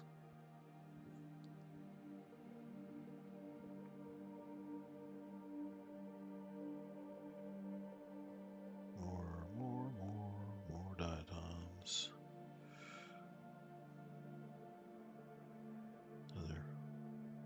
There's one of those little green smiley things I have to look up.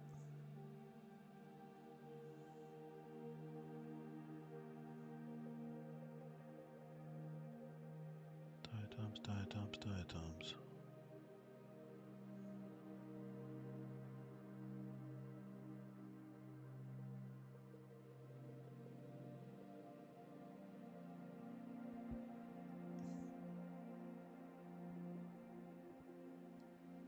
Pretty cool. Alright, seen a lot of the same stuff, so I'm not going to linger on that one too long. Now I will take a look at some stuff on the dissecting scope again.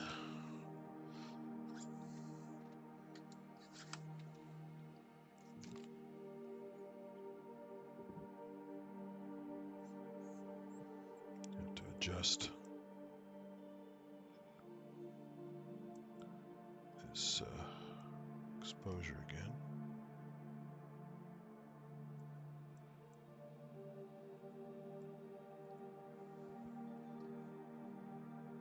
Okay, let's zoom out. Just use the sand as a quick check on the exposure. It's too bright.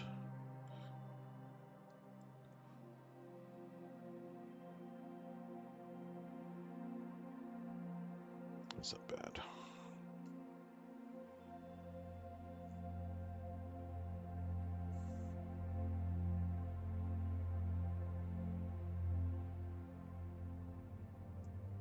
Okay. And I'm going to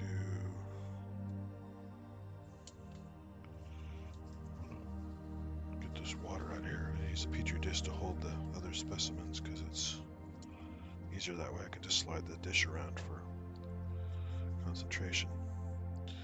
And I'm going to dump the sand onto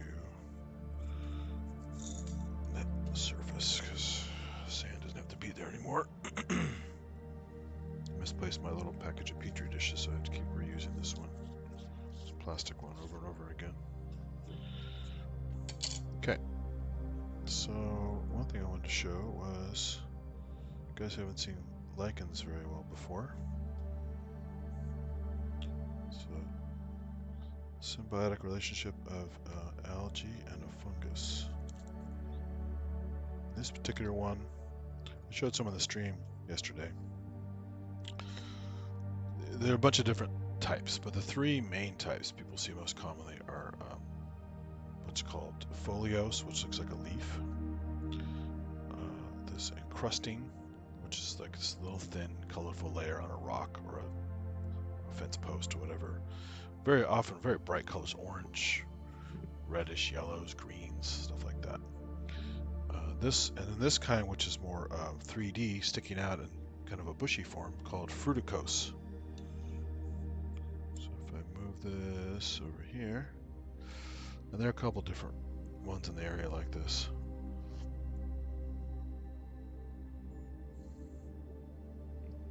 So one of them is called Old Man's Beard. This might be Usnea, I think, but I'd have to key it out better. But so to see there's a color there. There's a structure which is kind of pale and chalky looking, and that's the fungal body. So if you look at a fungus underground, because the mushroom is just a fruiting body, the so-called fruiting body, which is it's not fruits, but it's a reproductive structure for the hyphae. Basically the mycelium is the organism underground. It's a bunch of filaments connected together, like tree roots, but instead of the tree roots being part of the tree, the mycelium is the whole thing. And the fruiting body just shoots up once in a while for reproduction, then it goes away. So for the most part, the mycelium is the fungus living underground, living sometimes associated with tree roots called mycorrhizae. But in general, it's this network of tendrils, essentially, growing out like tree roots, but very different structure than tree roots, and often having this kind of chalky appearance. In this case, the color is from the algae that lives inside of it, so it's a symbiotic relationship. There's different kinds, just parasitism, where you basically, one animal or plant or something dominates the relationship. It gets food and nutrients and shelter at the peril of the other organism. In the case of, like we have parasites like tapeworms that live in your gut when you get infected with tapeworms from something, and they're basically stealing nutrients from you and making you sick and making you sometimes lose weight, which is not always a bad thing, but just basically it's not helping you out in the long run. It's a selfish act. So that's parasitism. Then there's a bunch of other ones like commensalism, and there's one called mutualism, which is where both the animals or plants or whatever benefit from the relationship. So the algae provides the home and absorbs the water and all kinds of stuff. The fungus provides the home and stuff. The algae provides the color and the photosynthesis that actually gives energy to both organisms. So it's called mutualism.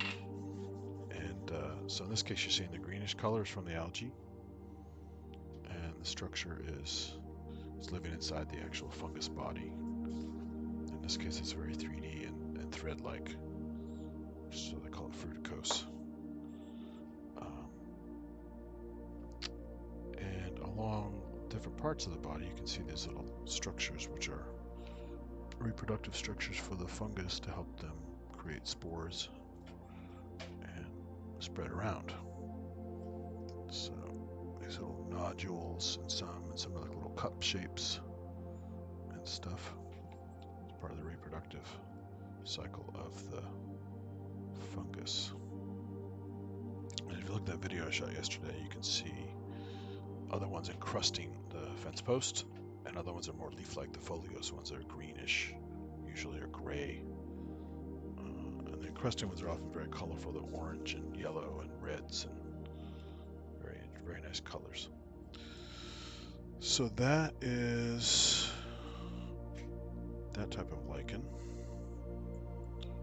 And then I was trying to read up on this. I always thought these were a type of algae growing by themselves, but I think this is technically another type of lichen. I couldn't find any good material online recently. But supposedly this orange reddish one, which I showed on the footage yesterday, is another type of lichen, but I couldn't narrow down the species or even the genus. But it's also very fluffy and stuff, and it's growing on the Monterey pines and Monterey cypress out there, living off the moisture and the fog. But they're very, very furry compared to the other one, which is very kind of chalky and crusty and tendril-like. This is very, very furry. Just totally different thing, and it's quite often brighter reddish or rusty color than this. This is kind of faded. You see it's just growing on the branch of the Monterey cypress at this point. Not doing any damage, just hitching a ride in the fog zone. Another thing that's cool about it is these are also indicators for a healthy environment. So you know that there's not a lot of pollution there because these things thrive where there's no pollution, clean air, and plenty of moisture. So let's this guy can zoom in a bit and show the structure here. Let's turn the light up a bit more. I can't on that one. Let's do the backlight and see if that helps a little bit. You see some of the filaments there.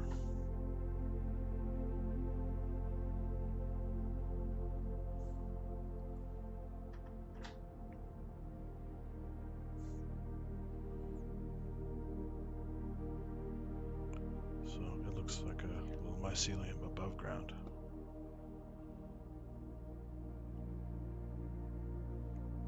But I couldn't find the name of it. It's hard to look it up in the hour or so I spent looking for it. The books I might have on it, I have packed away, so can't just look it up in a book.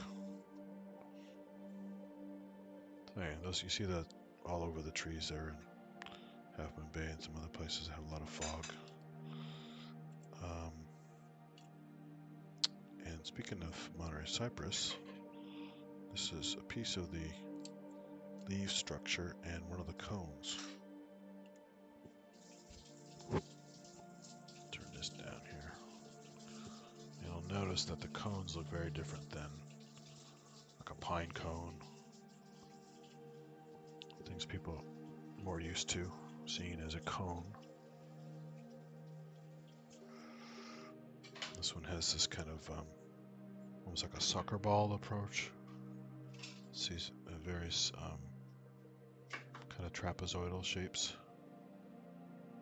geometric shapes coming together to form a solid mass. And when it's ready to distribute the seeds inside, that's almost like a hexagon right there.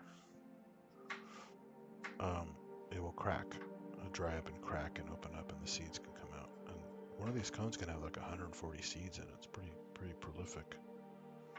You can see these seeds, almost like an alien artifact. I watch a lot of sci-fi movies.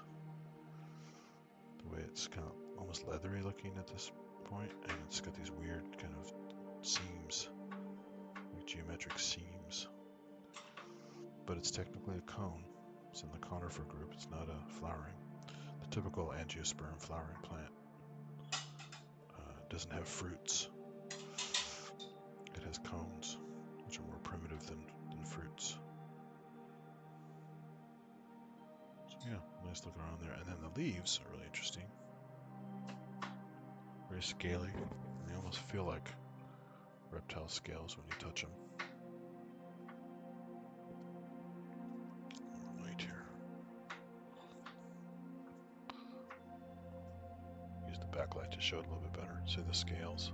And the leaves are very waxy to maintain moisture in harsh winds of the coast, which is why you also find a lot of conifers in deserts and stuff, or near deserts. It's good at storing water with these waxy, scaly leaves.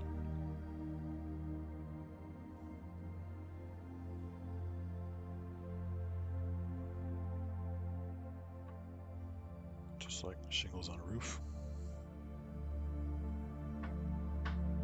And even the coast redwood and some other types of conifers have these types of leaves. Pine trees don't. They're long needles that look very different. They're more smooth.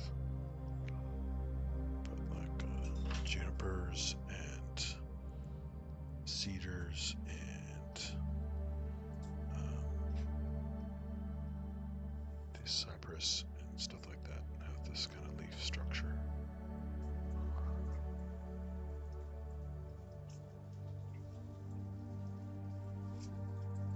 So I couldn't find a cone that was cracked open. You can see it, the seeds coming out, but the seeds are small. They're about the size of a flake of oatmeal. or also quite similar to the size of a redwood seed as well. If you ever go to the redwoods in the mountains or even the coast redwoods.